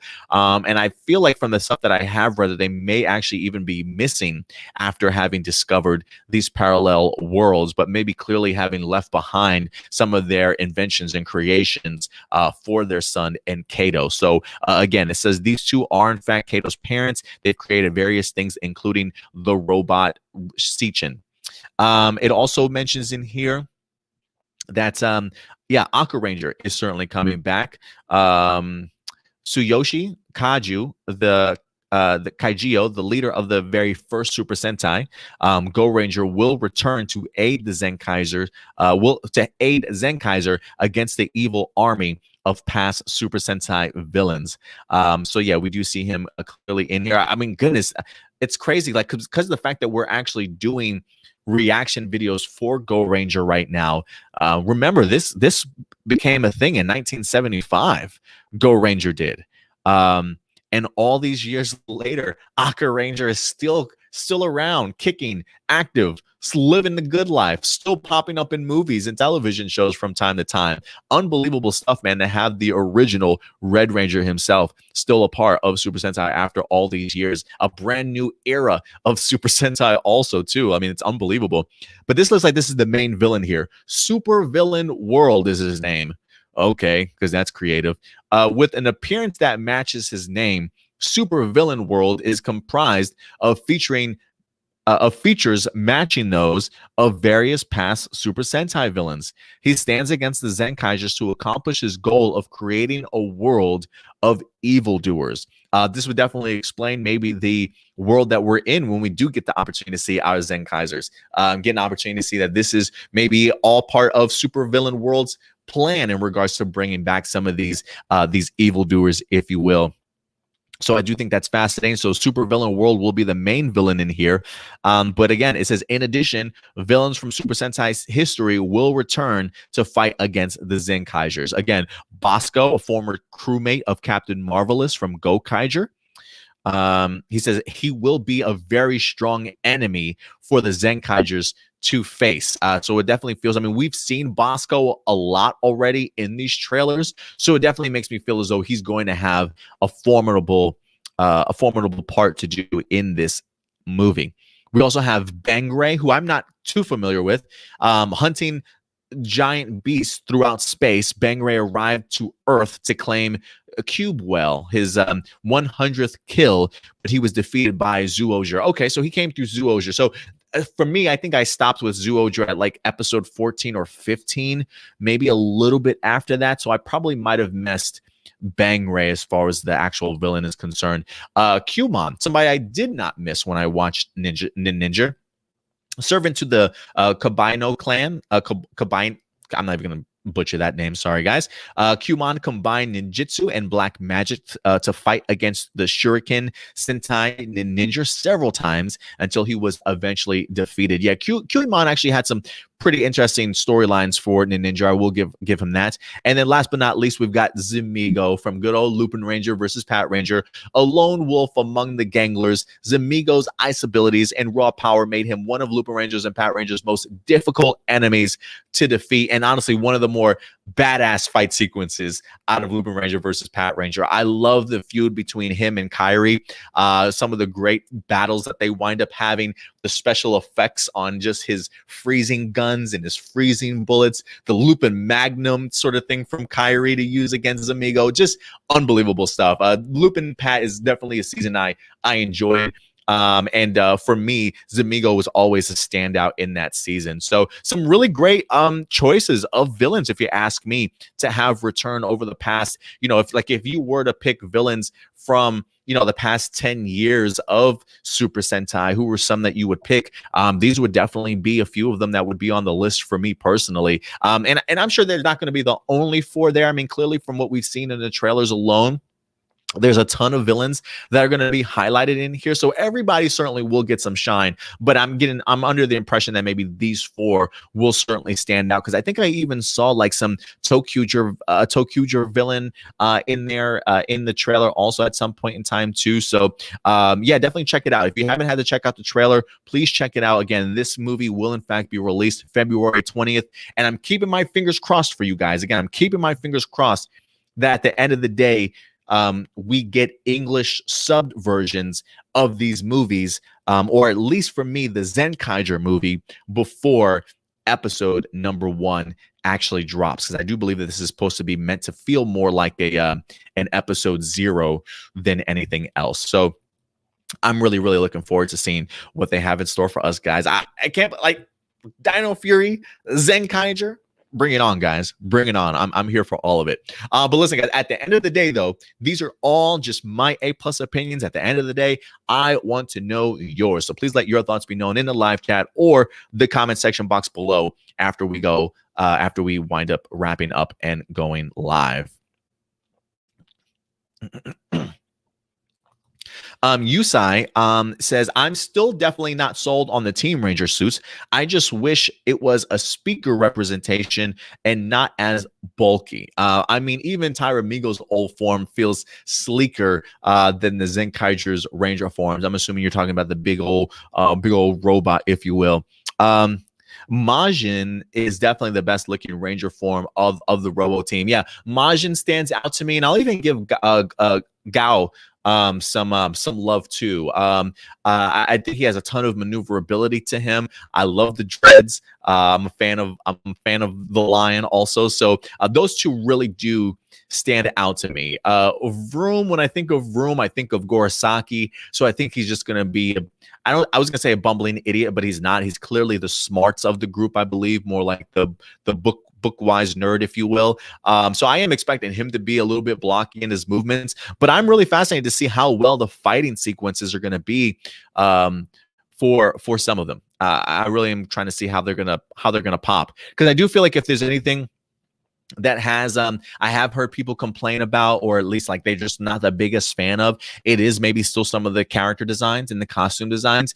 But we'll see if the story itself actually wins people over, and eventually they'll just, that stuff will just become blind to them, if you will. For some people, yeah. For some other people's, maybe not so much, but we'll see what happens. We'll definitely see what happens.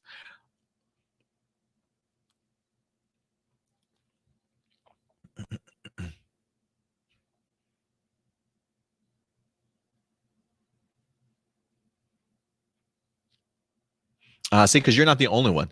Dino Realso says, I'm kind of still not a fan of the Zenkaiger suits, both the Ranger costumes and civilian forms. As Super Sentai, I don't mind, but if Toei does keep their relationship with Hasbro, I'm worried. And see, I would just say, I wouldn't even go so far as to say that. Like, for me, when I look at Super Sentai seasons, I look at Super Sentai seasons as what they're going to present to us. I don't necessarily, do I look at Super Sentai seasons and immediately try and say like, "Oh, can this be adapted?" type of thing? Yeah, I think we probably all do. But my care and attention and interest in Zenkaiger, I don't really attach that to, oh, there's, because of their suits, I'm worried about the Power Rangers season and what Hasbro would potentially do with them, right? Like, I'm wondering, is that, I'm kind of curious, is that influencing your decision on not liking them? Like, do you not just like them because you don't like them, or do you not like them because you're worried about how they're going to translate into Power Rangers? Because to me, I don't think that's a reason to worry about or not like the suits, right? Like, I feel like those are two completely separate things. The idea of liking the suits is one thing, but if you just don't like the suits because you're worried about how Hasbro might adapt them, is that it? I don't know if that's maybe I'm reading in what you're saying as wrong, Dino Real. So I apologize, but I feel like what Hasbro potentially does with Zenkaiger, if they do, I don't think that really should have a merit or a basis as to why you don't like a suit, because Toei don't care, right? Super Sentai probably at this point don't care.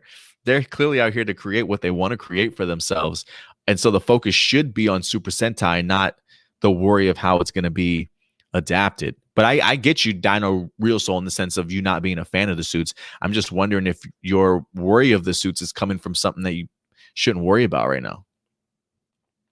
Yusai says, Zenkaiger has a lot to live up to, honestly. Kara Major has been amazing from top to bottom and is the first cast in a while I've truly connected to.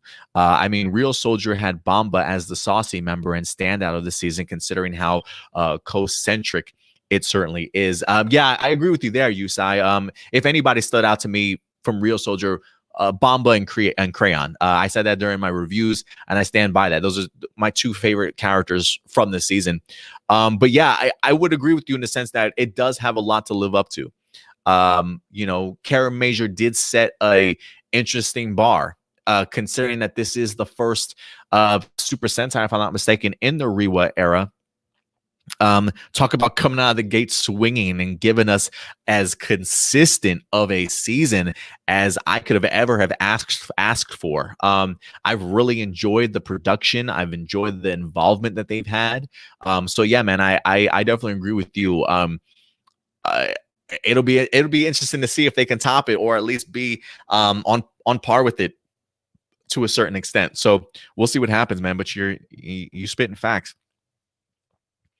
Goda, what's up, Goda? Appreciate you coming through. I think the mother was a restaurant owner in Kamen Rider 000. Was that Triple O? Don't throw tomatoes at me, guys. I don't really watch it like that. Let me see if it says anything though. That's Mitsuku Gashikita. Yes. It says, and Marie Kai previously played Chiyoko, the owner of the, I don't know what that is, in Kamen Rider 00 or Triple O or Triple Zero or 000. I don't, whatever. But yes, you're right. Good eye, Goda. Good eye, man. Impressive. Perfect. All right. Let me go ahead and go over to your live viewer questions. Yusai says, Adam, over or under 65% that we get a Gokaiger Ranger appearance in Zenkaiger? And if so, which member of the team unmorphed do you think we'll see, not counting Gokai Red's appearance in the movie? I'm going to go over. 65%. That's high. I'm feeling pretty confident that like that's a pretty high number for an over under. I feel like you got to be super confident. I do feel confident. I do feel outside of the movie, I do think Captain Marvelous will probably show up at some point in time. I don't know if they're going to utilize any other members, but I wouldn't be surprised if Captain Marvelous maybe shows up. So yes, I'll say over 65%. All right, let me jump over to let me pull up these questions on our email.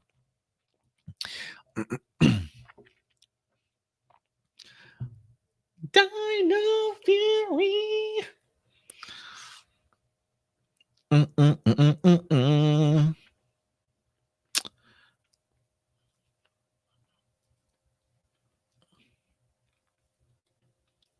right, I do have some questions from last week too.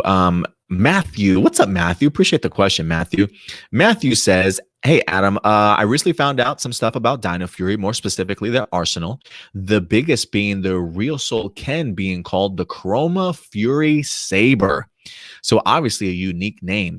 So the Chroma Fury Saber, interesting. I felt like I might have heard the term Chroma Fury thrown around somewhere, but I didn't know what the reference was to. But thank you for keeping me up to date on that. Two other things, grain of salt, is the Dino Ranger, which we do know from the poster, and the Dino Fury Battle Belt, which we can assume will be where the Power Rangers keys will come from. Anyway, just came across these today and thought I should let you know. Well, I appreciate the update, Matthew. The Dino Dagger, I hope it's a different name. The Chroma Dagger, maybe that's what they'll go. The Fury Dagger, maybe. I hope it's not just called the Dino Dagger. I like the Chroma Fury Saber. That sounds much better than Dino Dagger. Dino Fury Battle Belt, that sounds pretty cool. Yeah, maybe like a Fury Dagger would be pretty legit, or the Chroma Dagger. But thank you for keeping me up to date in regards to that, Matthew. I honestly did not know. I'm handsome, dude. Says, what did you love about Power Rangers Time Force? And when did you realize it was the first dark, mature seasons in the franchise? After episode 1, when they killed off the Red Ranger immediately within like the first couple of minutes. I'm like, what the hell? What am I watching? What am I watching? I just thought that they just brought an amazing level of emotion to the show. I thought this was a series that I felt like really harkened to a lot of like just some real world issues that maybe we have kind of experienced before. I also really love the idea of just the idea of a female leader for this team, really allowing Pink to have such a huge voice and be really at the forefront of this show each and every week and being the team, kind of like, even though we did have a Red Ranger in West, it's almost like she was trying to train him in a sense to kind of be this leader, if you will. So like for me, I love the emotion.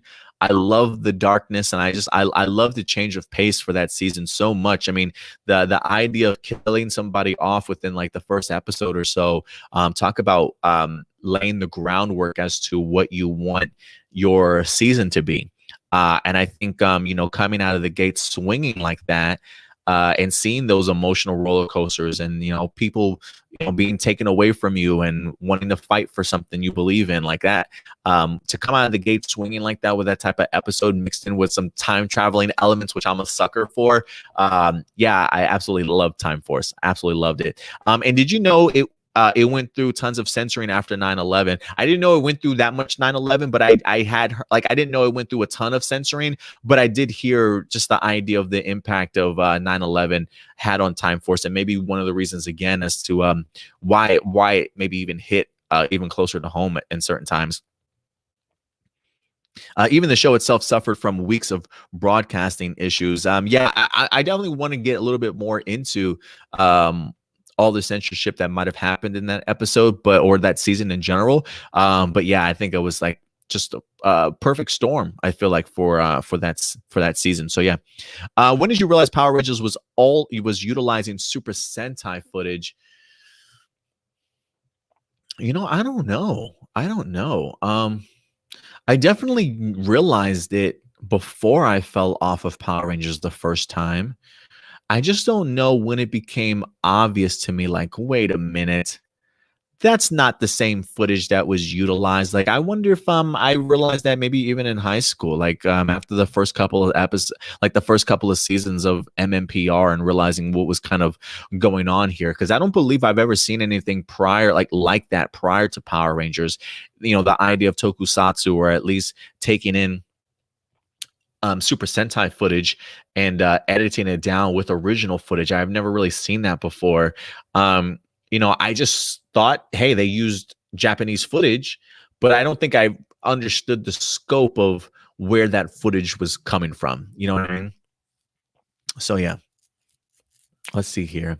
Did you ever find out that Jason? Did you ever find out that Jason, Zach, and Trini went to the peace conference because the actors walked off set after contract and pay disputes? Yes, very, very familiar with that. Ninja Storm had an episode of a peace conference, but changed it to an environmental conference to avoid censorship because of 9/11.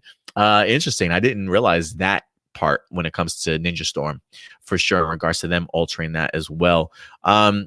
Was that around the same time as for 9/11? Like, why would they change that for Time Force and then change that also for Ninja Storm? That feels a little bit weird to me. To avoid censorship because of 9/11, a peace conference to an environmental conference. I don't know about that one, man. I don't know about that one. I'll have to look into that one. But yeah, as far as Zach, Trini, and yeah, everybody, we all know how cheap Saban certainly was. And considering the fact that they were getting more famous and becoming popular, yeah, he clearly did not want that to happen, to become bigger than his own series. You know what I mean? Dino Real Soul's got a couple questions. In Power Ranger in Power Ranger Ninja Storm, did you like the idea of having 3 Rangers for the first half of the season until the Thunder Rangers and Cam, the first Green Ranger, joined? And when did you know the show already moved to New Zealand from Los Angeles? Well, you know, I don't want to say growing up, but back then during that time, I did not know where the show was really filmed at. I didn't really pay attention too much to like locales and locations when it comes to my television series, or where things like, you know, again, I'm very much a big movie buff. So for me, getting into that realm of movies and production and stuff really came for that side. But as far as like me utilizing what I've learned over the years in regards to being a big movie buff and the behind the scenes stuff of how it all works, I didn't really start applying that stuff to Power Rangers until I really started getting back into Power Rangers, probably when it came to like Samurai and the Neo Saban era stuff. You know, I was a little bit more up on that type of stuff, production, location, crews, you know, that type of stuff. So for me, New Zealand and Los Angeles, it all just looked the same from time to time. So it didn't really come to me. But as far as did I like the idea of 3 Rangers from Ninja Storm for the first half? Absolutely. Absolutely. I think that was the first time that had ever happened. Talk about unique and immediately giving your season a different vibe and a different feel than anything else before. And honestly, I think that helped me even get more into Ninja Steel quickly and just dive kind of into it because of its uniqueness in that sense. And not only that, but I thought they utilized that time of bringing up these characters to allow us to get connected to them, and then wind up bringing in the additional 2 later on in the season. I think it was a brilliant move. I don't know how it works out in the Real Soldier counterpart aspect of things, but I will say I definitely was a big fan of how Ninja Storm certainly handled it. Honestly, I really was. I also love the fact that I can't remember, where did they work at? Was it like a surfboard shop on the beach or something like that? I can't remember, but even the set pieces I thought were amazing. I thought it was pretty fun. What was your expectation when Saban brought the franchise back from Disney and gave us Samurai? Did you wish Jaden was played by an Asian actor, or even by Cam from Ninja Storm, who was Asian and already established Samurai Ranger? Because Jaden did not make sense being from a Japanese family and wasn't Asian, which some fans didn't like. So my expectation for Saban bringing back the franchise from Disney was through the roof, to be honest with you. So you can imagine my despair when I felt like I was trapped on a burning plane plunging to the ground. Like, no, this isn't Power Rangers. Don't tell me this is Power Rangers now. And then it just went into a giant ball of flame, man. My expectations were immediately shot. It's pretty bad. I think a part of me, while I had a great time with the Saban era stuff, that's what I grew up on, Disney era, I had some seasons I really enjoyed more than others for sure. But when I knew Saban was going to be picking up Disney or picking up Power Rangers and coming back, that's what got me into Power Rangers again. That's what made me want to pick up my laptop and go back and try and find all these past seasons of Power Rangers. I'm like, oh, Netflix, thank you, Netflix, and being able to kind of get caught up again. Because when I went into Samurai, I was thinking to myself, Saban, listen, man, you had some great moments in your era back in the day. I can imagine you've probably only gotten better, right? You're the founder. You know how these stories should go, how they should be told, if you will. I didn't know he had a memory lapse. I had no idea. I didn't know he came down with brief hint of amnesia, short-term memory, long-term memory issues. I don't know what happened. But clearly the definition of Power Rangers changed significantly over those years and wound up becoming something else that it definitely was not prior. And so to see the minimalist effort kind of put into a season like Samurai. And again, I'm not here to yuck on your yum, as I've heard on a couple of my YouTube channels. I'm not here to yuck on your yum if you were a fan of Samurai. It's been years since I've watched Samurai for myself. But I can tell you, some characters stand out to me, others don't. I just don't necessarily think it was the strongest season of Power Rangers. I just don't. When I look at its counterpart in Shinkenger, and I look at the very first episode of Samurai, please do yourselves a favor and check out both of those episodes. And you will see why I refer to it as the most minimalist effort you can possibly put into a Samurai or into a Power Ranger season, because it's almost shot for shot. It's all, I don't understand it. I don't get it, but it feels like it's almost shot for shot from sometimes. So I just, my expectations were absolutely destroyed, to say the least. And they were high. And so I should have turned down the volume a little bit. And I think for me, that is probably as hyped as I am for what Jonathan Entwistle and Hasbro wants to bring to us. Make no mistake that me trusting in Saban as much as I did going into Samurai, while I have my expectations high for Jonathan Entwistle, make understand something, that volume is just a little bit lower than it probably could be, just because I'm not trying to get burned again. As far as the idea of Jaden being played by an Asian character, should he been played by an Asian character? Probably so. Did it have to be an Asian character? Absolutely not. I get the idea of us wanting an Asian Red. I feel like we've been asking for an Asian Red leader. We've been asking for a female Red leader for quite some time. If there was a time to do it, that was probably Saban's opportunity to do it, and he didn't pull the trigger. Okay. He probably should have pulled the trigger, considering the fact that the guy's last name is Shiba. But again, does that mean that he has to be Japanese to be a samurai? Absolutely not. I mean, you talk about the idea of 17 generations, 18th generation samurai type of thing, something that's kind of brought down through the ages to your particular family. You don't necessarily have to be Japanese or Asian to be a samurai. It's been proven in history. There have been Caucasian white samurai in the past. So it's not unprecedented. It certainly has happened before in the past. But this felt like the perfect storm to have an Asian Red Ranger, and we didn't get it. So the fact of him not being Asian yet being a samurai and part of the Shiba clan doesn't bother me so much. We don't know what his ancestral history was like, right? I can't remember if it was his grandparents that might have been Japanese. I think if you look in Jaden's bio, I do think it does reference the idea that maybe his grandparents or somewhere in his lineage was Japanese. So I do think at some particular point in time, maybe something happened, right? Maybe they intermingled, and just kind of started mixing races. I mean, that's really what the world today has wound up really becoming, a gigantic melting pot, especially if you're taking the idea and the concept of samurai, which was built centuries ago, and bringing that to current time periods. A lot can change. A lot can change, certainly, in somebody's family history, family lineage type of thing, yet still carry on that samurai clan, if you will, after all those particular years.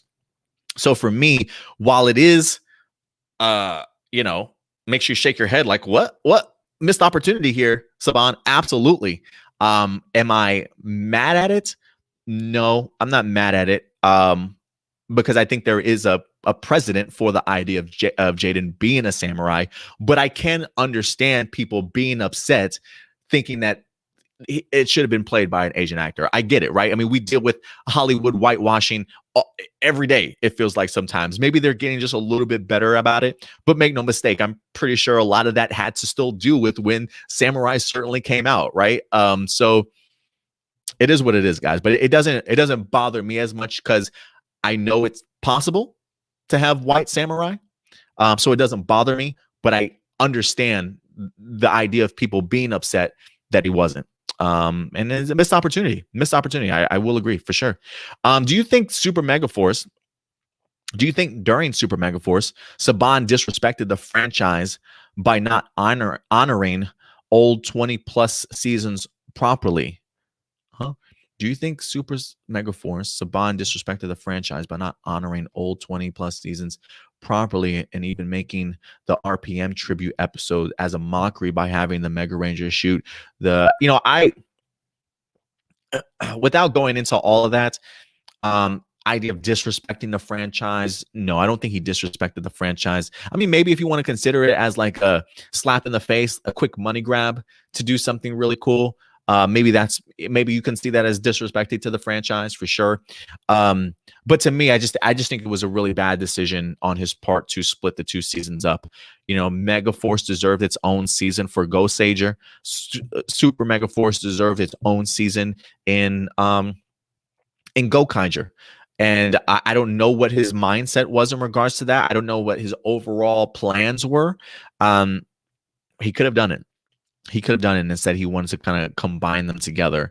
I don't know if it was the case of, hey, we want to keep you around. Like we don't want to keep this cast around longer than we absolutely have to past 2 years, because we don't want people getting attached to them anymore.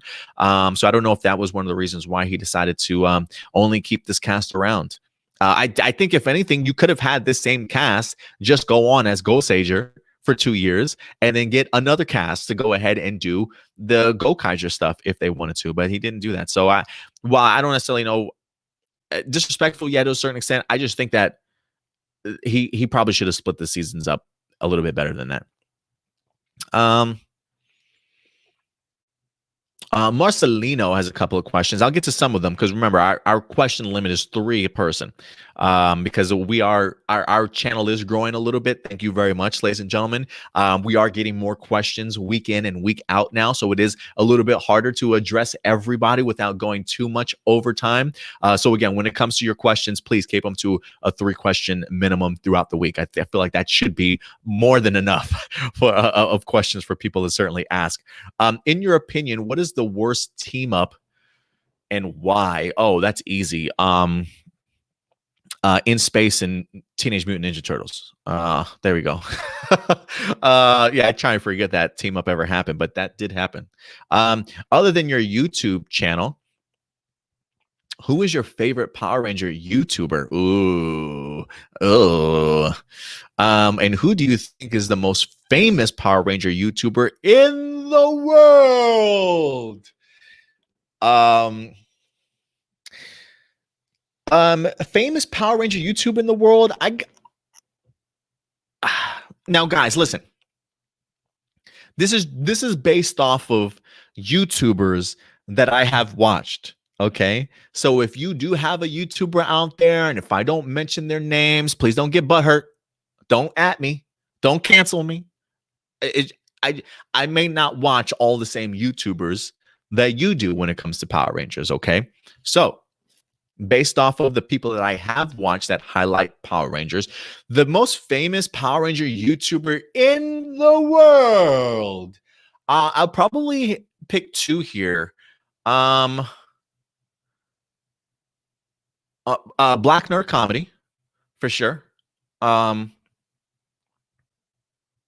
Yeah, definitely Andre, for sure. And you know, back in the day, I felt like Mr. Weenie Productions was pretty big. Is he still pretty big? I feel like I haven't watched this guy in forever, but I know Mr. Weenie Productions used to be huge. I felt like back in the day. So maybe those two right off the bat for me. Maybe those two. Maybe off the top of my head, those are the two that come to mind. Like, damn. As far as followers go, you know. As far as who my favorite Power Ranger YouTuber is, the two that come off the top of my head right now, Esty and Ranger Liz, probably the two that come to mind right now. There are a ton of others out there, man. Those are the two that I really enjoy watching. I do watch Illuminati's wrap up of the week after my show winds up airing on Saturdays. I'll usually might jump over to their stuff. Time for Toku, they've got a great podcast over there for you tokusatsu fans too. Heirloom certainly coming through. Dom's Writer's up there, right? I mean, he's got a damn following. Japanime, I think Japanime might have stopped doing some videos. There are a ton of people that I watch, but like the people, some of my favorites I love to watch: Ranger Liz, Esty for sure. And then as far as the biggest ones that I think are out there, maybe Black Nerd Comedy and Mr. Weenie Productions also. I'm trying to give people shout outs to other YouTubers that I watch that highlight Power Rangers that maybe didn't quite make the list or the top two, but definitely deserve honorable mentions just for the comments that they do. Deoxy 360, I think, is up there too. I think I said Dom's Writer. Yeah, there's a MMPR Toys, right? I mean, there's plenty of content out there and great YouTubers just in general that continue to keep you guys updated, right? That may highlight things that I don't highlight on my channel, right? Like that's why I always say, you know, even if you do have other content providers from Power Rangers that you watch and you love and you enjoy, bring us all into the family, man. Follow more people, you know. You don't have to exclude and just be like, no, since I watch this guy, I don't have to watch you. You know, watch a little bit of everybody. Everybody brings their own flair and swag and demeanor to their shows and things like that. So I mean, I was watching Ranger Liz last night. She was having a blast. It felt like, I don't know how many beers she knocked back, but she was looking pretty loose. She looked like she was having a great ass time Friday night. If my show went live on Friday nights when I know other people are drinking, you best believe I'd have a Dos Equis in my hand cheering Ranger Liz on, giving her a good old cheer there, to say the least. But so yeah, no, I'm telling you, everybody brings their own fun and vibe and atmosphere to YouTube channels. So yeah, they all have a fantastic place in this fandom for sure. I personally think hope that since Mick's coming back for Dino Fury, the writers are smart enough to use him to fix some of the problems from Ninja Steel. Such as mentioning what the Rangers have been up to after the series ended, finishing any remaining plot lines or story, even though Ninja Steel had mentioned how the Ninja Steel Rangers have been a great inspiration to the public and other Rangers. I don't necessarily need the storylines to be wrapped up. I don't need all that, for me at least. I like the idea of at least saying, referencing Ninja Steel Rangers. How, you know, why'd you leave? How are they helping the public? Are they still helping the public? That's cool, but I don't necessarily need I don't need them to bring back Ninja Steel storylines. I don't.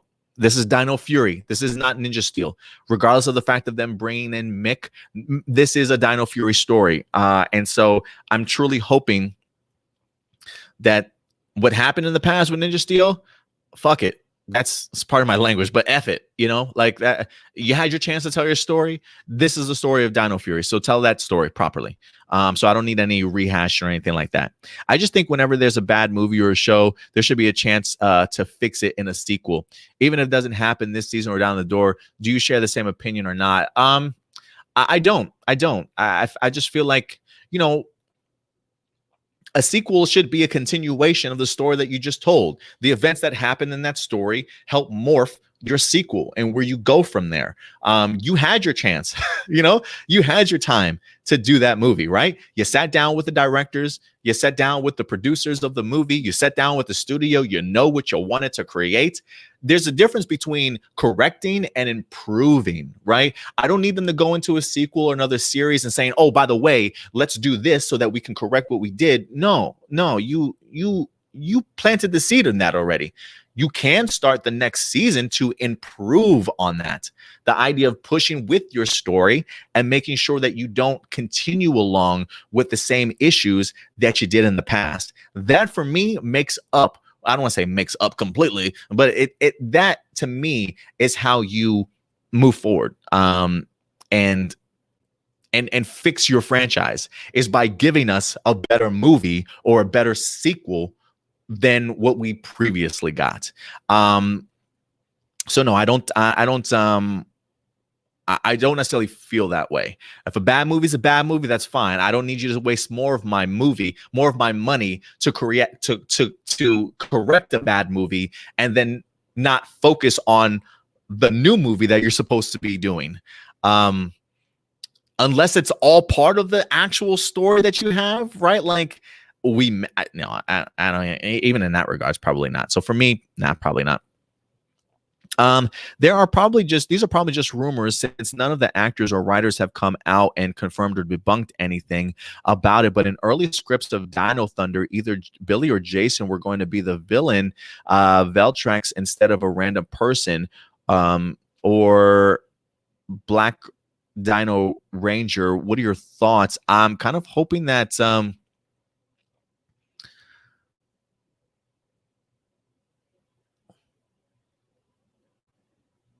early scripts of Dino Thunder, either Billy or Jason were going to be the villain, Veltrax instead of a random person.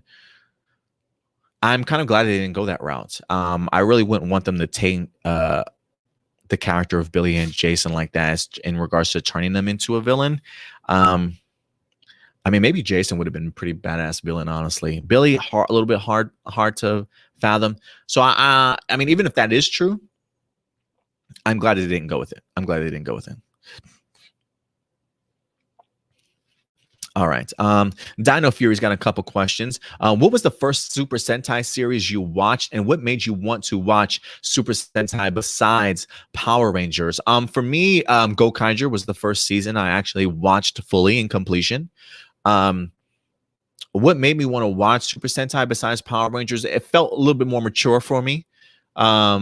It felt more my age range, you know. When I came into Zenkaiger, they were still dropping curse words, you know, ass, bastard. I was like, ooh, they said that. Ooh, they said that.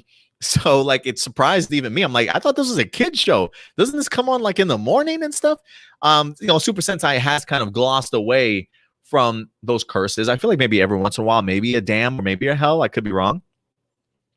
But I just felt like it was just the storytelling was just above and beyond, just different levels, man. Just different levels, you know.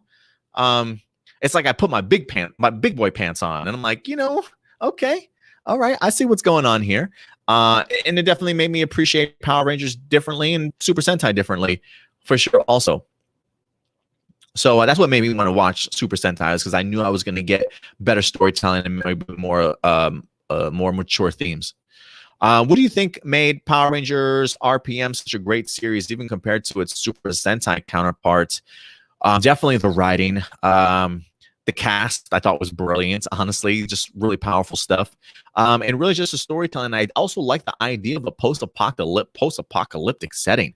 I think it just had a little bit of everything. Great fight choreography. It almost felt like this was Disney's, like, hey, we've had Power Rangers under our belt for quite some time now.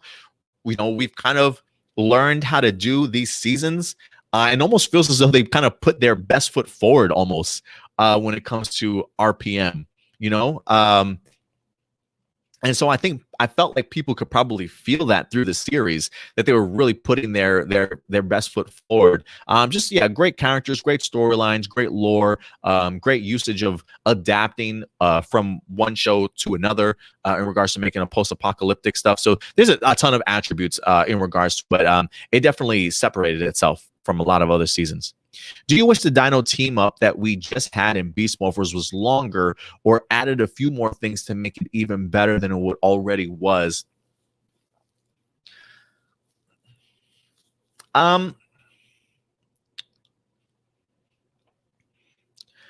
do wish it was a little bit longer, and that's not to complain. That's not a complaint at the Dino team up, because I enjoyed it. I really enjoyed the team up. I love the build-up in season 2 alone to get to that particular point. And so for me, I think that really helped in my appreciation for the Dino team up a little bit more, honestly. So for me, I probably could have done with another 10 to 15 minutes of an episode, like an extended cut. I'm hoping there's an extended cut out there somewhere that we eventually get to see one day. But for me, I think maybe an additional 10 minutes might have been great. Probably adding a little bit more fighting to it. I really would have liked to have seen Jason not only get a full-fledged morph sequence for himself, but also really get to see more original fight sequences and footage of Jason doing his thing. I really would love to have seen a much longer and drawn-out battle. And really put that wire work and that production value to the test. But as far as like Jason's appearance, I loved it. I thought the build up to that team up was right on the money and really helped that episode at least deliver. And I know, so for me at least, it definitely delivered. But I wouldn't have minded an extra 10 minutes. What do you think made Super Sentai the longest running live action series in Japan? And do you wish Power Rangers would be on the same level? Ooh. I don't know. I don't know what's made it so special over in Japan. Not to say that I see Super Sentai as not special. I definitely do. I just think that tokusatsu in general is such a important part of their culture. They've been doing it for years. Tokusatsu. Ultraman, Godzilla, Kamen Rider, right? These are all forms of tokusatsu. And I think they just hold such an impactful part of Japanese culture that, if as long as you can continue to switch things up, bring in themes, continue to push important messages for everybody, whether that be addressing issues in today's climate or just regular moral stories of the day. I think that type of storytelling does really go a long way. Again, I'm not a part of Japanese culture, so I don't know. But if somebody is from Japan that's been around Japan for years and maybe knows Super Sentai and its influence, I would definitely love to know. But for me, I think it's just the fact that it's so ingrained in their culture, tokusatsu in general, that maybe it's even hard to cancel those type of shows. But I could be wrong. Laurel's got a question. She says, a knight riding on a dinosaur, how cool is that? Hasbro really was really thinking, am I right? Yeah, I loved it. At first I was like, what is that he's riding on? And I looked and it looks like it's like a velociraptor or a raptor or some sort, with the helmet and stuff and the shield as he deflects the blast. I thought it was cool looking, man. I thought it was neat. I mean, graphics wise, maybe not the best, but the premise of it, that's badass. For the next few episodes of Kara Major, I have a feeling my sweet Babu or Juru would pull a straight up Jean Grey. Don't you see that? If he gets mad enough, maybe, if Juru maybe gets pushed to a limit, Who's to say what his Kara mentality might turn into? But yeah, maybe we can see some Jean Grey vibes there with his Phoenix. Maybe him and King Orden combine and become super powerful, and they just have full control over this Phoenix Force. Who knows? And then the last couple questions. This is from Johnny Marrero. Put him in a body bag, yeah. Johnny says, what was your favorite moment from the fan first Friday yesterday? Favorite moment, probably Loretta Masters from Hasbro presenting the Lightning Collection. I'm sorry, she's a cutie, man. She's a cutie. Great dimples too, by the way. But just really impressed with just some of the sculptures, some of the artwork that Loretta's capable of doing. But I will say this, for me, some of my favorite parts easily was the Dino theme, man. The Dino theme for sure. That definitely piqued my interest. I did love the enthusiasm of the guy that wind up getting ready for the Dino theme up. Like, he was talking about your hype man getting ready to go ahead and drop the Dino Fury theme. So that had me kind of excited. You know, the Lightning Collection stuff is okay for me. Again, I'm not a big action figure guy. Like, for me, when I went to Fan First, I was going there pretty much for the Dino Fury stuff. And I happened to, stumble upon Loretta Masters and some toys at the same time. So good overall Hasbro Pulse. I did hear some people complaining that they wish that there was a little bit more enthusiasm behind it. Very, at times, felt very scripty, if you will. And I just don't know, and I think I heard this on the Illuminati. I think Jezer was referencing this, the idea that, or maybe it was Joe, the idea that they're not really hosts, they work for Hasbro, but they're more production people, I don't necessarily know if they're really like host material in regards to get you pumped, you know what I'm saying? Like that MC on the mic to get you hyped for what's about to come type of thing. Hasbro, listen, if you need an animated person in here, I'm just being honest with you. I think me and Esty would be great representations for Hasbro, certainly going forward with how hyped we certainly get in regards to stuff. So just throwing that out there into the universe. I'm just saying. Look, I think we're both Puerto Rican. Let's get the Boricuas together to go ahead and start hosting Hasbro, certainly going forward. Let's do this. Let's do this, man. Puerto Rican powers unite. Let's do it. Are you excited that Steve McQuillan is coming back to Dino Fury? And if so, what was your favorite Disney era battle that he coordinated? Ooh, so many to choose from.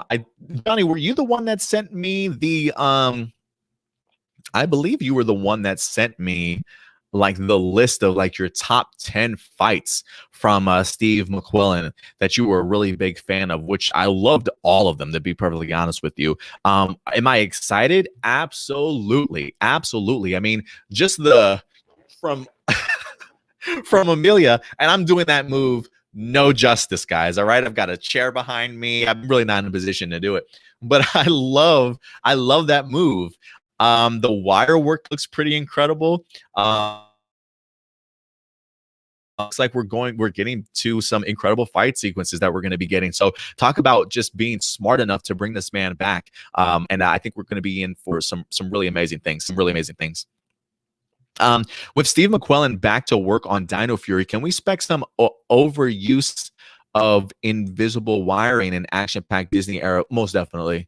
I wouldn't be surprised if the wire work is off the charts, if it looks just as polished as can be. I'm really expecting a ton of stuff. I'm just trying to think of a Disney era battle that he coordinated off the top of my head.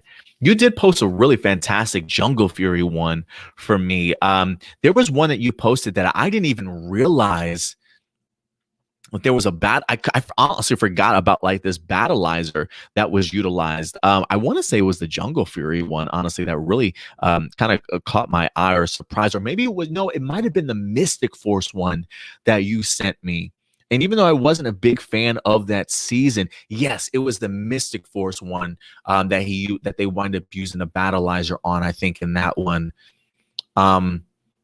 Yes, I did love that one. Mystic Force is probably up there with one of them. That and the Jungle Fury one that you proposed to me. So thank you very much for that, man. I really appreciate all you guys' questions here. I think that actually probably will wrap up our questions for live viewer questions. And again, you guys can submit your questions over anytime during the week if you would like to. Other than that, what time is it? But we've gone about 2 hours and 30 minutes or so. Let me get like 5 minutes in here real quick. I'm going to jump through these comments and just see.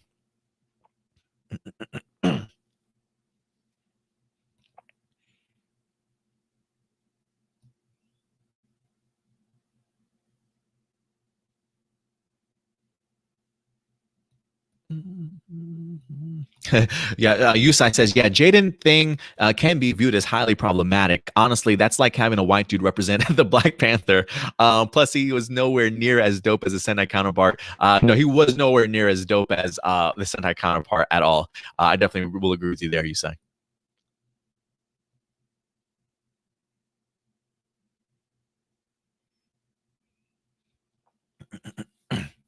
Blossom didn't mind too much Neo Saban. Neo Saban was okay. It's super mega fail. That was a mess. Super mega fail.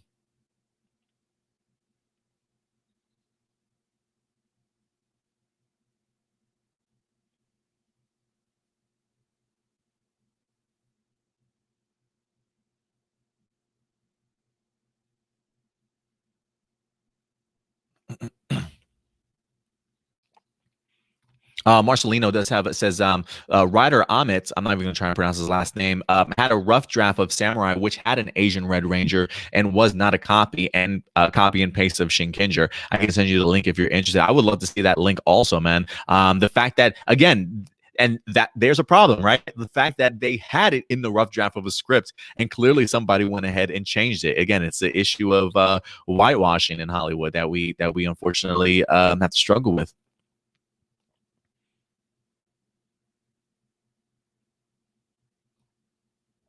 Maurice says, minus Dino Charge season 1, the Neo Saban era was a crap fest train wreck, a mess of an era. Yeah, I did love Dino Charge season 1. Dino Charge season 2 is up on their Power Ranger Kids channel. A part of me might actually want to go back and rewatch that season because I fell off kind of halfway in Supercharged because I just was not feeling that season at all. But Dino Charge season 1 was definitely my favorite out of Neo Saban. And while I wasn't necessarily the biggest fan of Megaforce, that cast, to me, the actors that played Jake and Gia are really the ones that kind of stood out to me. So I don't really have too many fond memories of Neo Saban era, with the exception of those two things, really. Jedi, what's up, Jedi Connor? Did you like the Dino Fury theme song? I did. Yeah, it's something that had to grow on me. I mentioned this at the top, that it's something that I honestly felt I didn't know how I felt about it when I watched it, because it was new, it was different, wasn't quite like what we had over the past several seasons. So to kind of go into this, I definitely felt a little bit odd, but the more and more I listened to it, it actually really grew on me. Really grew on me.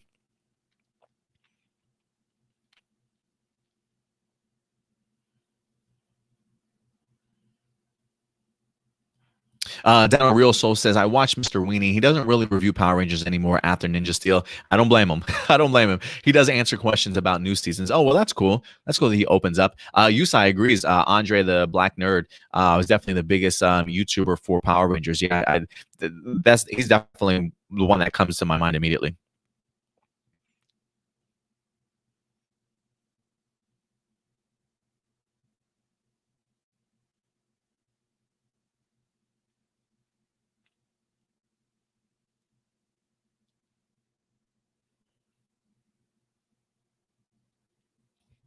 JB says, what says, yeah, I found you, Adam, because one of your videos showed up in my analytics. And that's the power of YouTube when you hit that like button. You know what I'm saying? YouTube does recommend our work, especially if you're a big Power Ranger fans or the other Power Ranger fans that may not know about our channel. It definitely goes a long way in grabbing people's attentions. That's why I say hit that thumbs up, guys, anytime.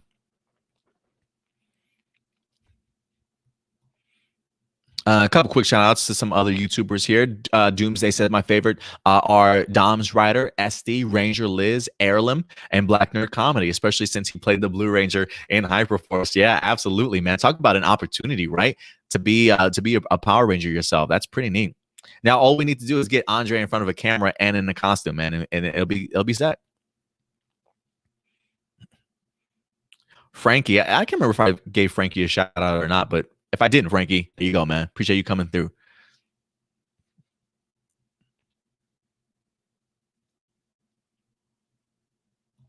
Maurice says, how about they finally explain the Ninja Nexus Prism?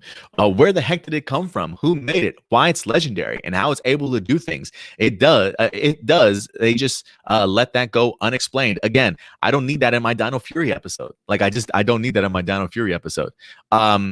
If anything, maybe if you want to focus on one of those things, like maybe just explaining the Ninja Nexus Prism, I would be okay with, but I don't necessarily need to go too into detail with everything. Saul, what's up, Saul? Coming through. Saul Mendoza, good to see you, man. Appreciate you coming through.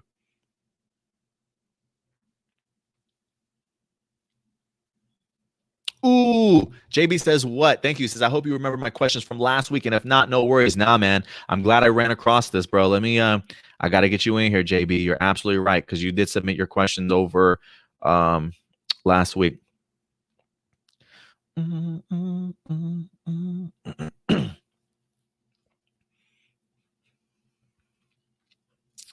Let's see here.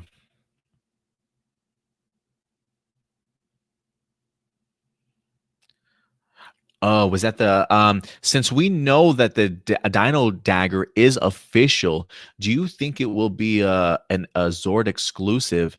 I don't necessarily know like a Zord exclusive so much. I do think it'll be a toy exclusive. Like, I do think it'll eventually be a toy outside of the Chroma. What did they call it? The Chroma Fury Saber? Is that what they call it? The Chroma something Saber? I don't know if the Zords will specifically use it. I'm trying to remember just the Zord itself, if it had a dagger of any kind. I don't recall it being utilized for a Zord. So I am going to assume that it is just going to be an exclusive sort of unique weapon that's just utilized by our Rangers. And I can honestly see it being being sold eventually, for sure.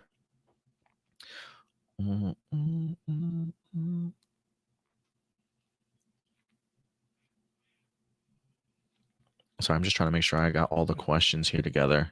I'm not trying to miss anybody this week. But yeah, to your question, JB, I do think it's going to be an exclusive just for the Rangers. I don't believe that the Zords will use it. And I wouldn't be surprised if you eventually do see it in Walmart or Target or a store near you, honestly.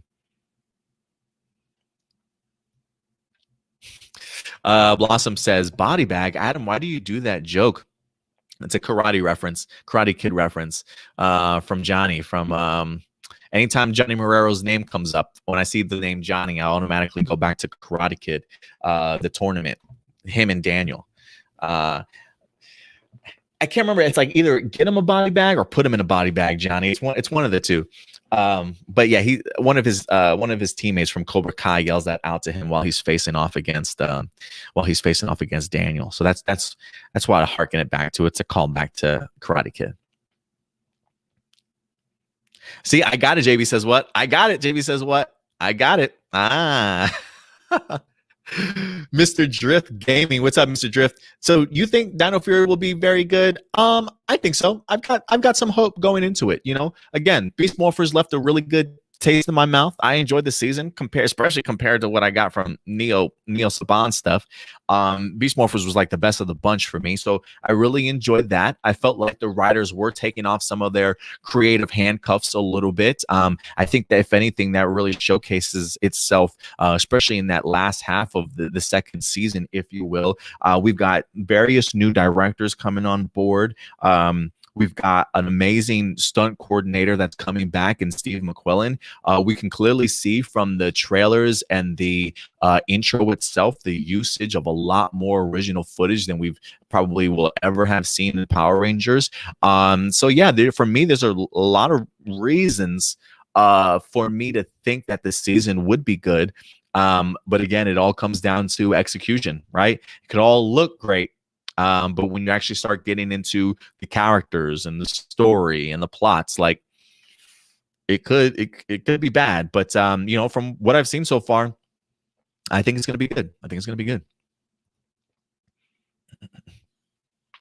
Sarav says, Adam, what do you think of Andrew Gray's antics on Bling Empire? I don't watch Bling Empire. I don't really watch reality TV like that. If I did watch reality TV back in the day, I was a big Amazing Race guy for sure. I grew up with a lot of real world and road rules type of stuff. You know, I don't really watch like The Bachelor or The Bachelorette. I mean, maybe Hell's Kitchen because I love me some food shows from time to time, but I don't, you know, like Housewives of Atlanta, like all the I don't want to watch rich people. Yeah, I have no no. No. So I don't know what Andrew Gray is up to. I remember one of my friends on Facebook posted something about him on this show, and I just remember in my reply to the post, I was like, "Oh, I didn't know Andrew Gray was in here. Did you guys know that he's a former Power Ranger?" Just some nerd trivia. And some people laughed and like, "Yeah, we didn't know." I says, "Well, is he as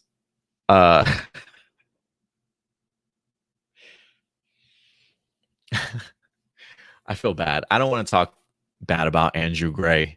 But is he like, is his emotions non-existent also in that in that series?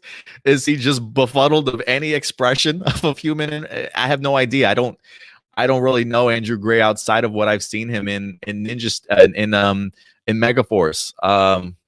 You know, so I don't know what kind of antics Andrew Gray's up to, man. You know, when you got money and you're privileged, I don't know. He can do some crazy ass shit, man. So I don't know what he's up to. Hopefully he's not getting himself into trouble. That's all I can say, man. I just hope he's keeping a good head on his shoulders, to be honest with you.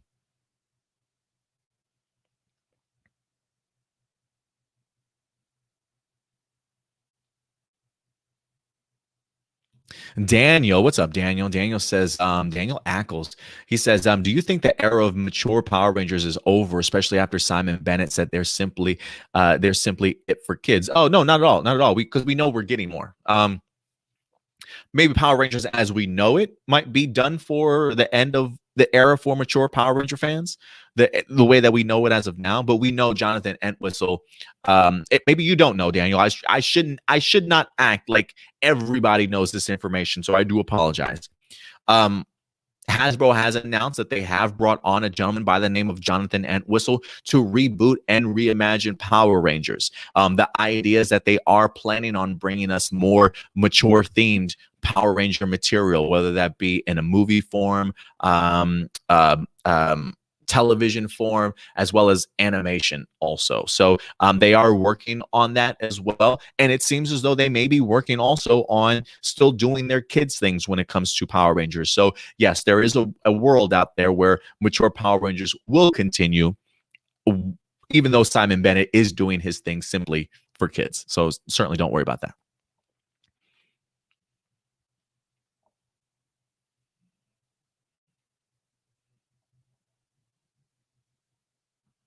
I think other than that, though, I think that will do it for us. Common Writer real quick does say, have you heard of Saban's Power Writer trademark? I have not, so I will look that up. I'll definitely go ahead and check that out. But anyway, guys, that's going to wrap it up for us here. We've been going almost 3 hours, to be perfectly honest with you. But listen, I feel like majority of our shows are usually not this long. I honestly feel like we've been picking up a ton of momentum over the past month or so with this Dino Fury stuff, with more information coming out, leaks, speculation, theories, kind of all leading up to this moment. There's just been so much to talk about and really dive into and sink our teeth into and give our opinions on. So again, all these episodes will not go nearly 3 hours long. I promise you that. But we also will be putting in timestamps throughout the episodes so that when you do come back at a later time, you can easily navigate your way through the episode to find out what topics you're most interested in trying to find out about. So even if the episode does go full 2-3 hours long, if there are particular topics you want to go ahead and explore, you can kind of jump through most of that with a lot of our episodes that we have already up there for you guys. So so yeah, we appreciate you joining us. I promise we won't be having 3-hour shows.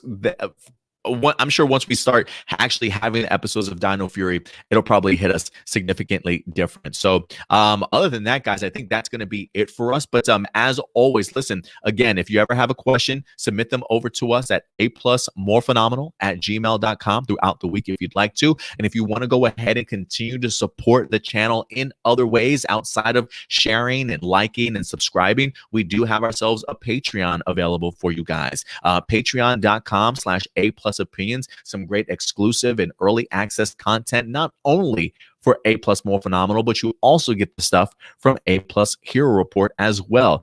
We've got Patreon exclusives for our Go Ranger reactions, early access reactions for Go Kaiger, and we also have Kamen Rider Dragon Knight and Ryuki up there as well for exclusives for you guys also. So a ton of stuff definitely coming your way. So check out the tiers, see if you want to help keep the lights on and allow us to up our production level for our show on a weekly basis. But other than that, that's going to do it for us here.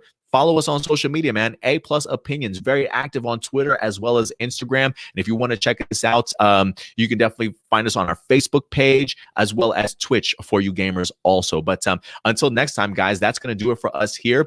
So do me a big favor. Take care of yourselves. Take care of each other. And as always, keep it A+. I'll talk to you guys later. Bye.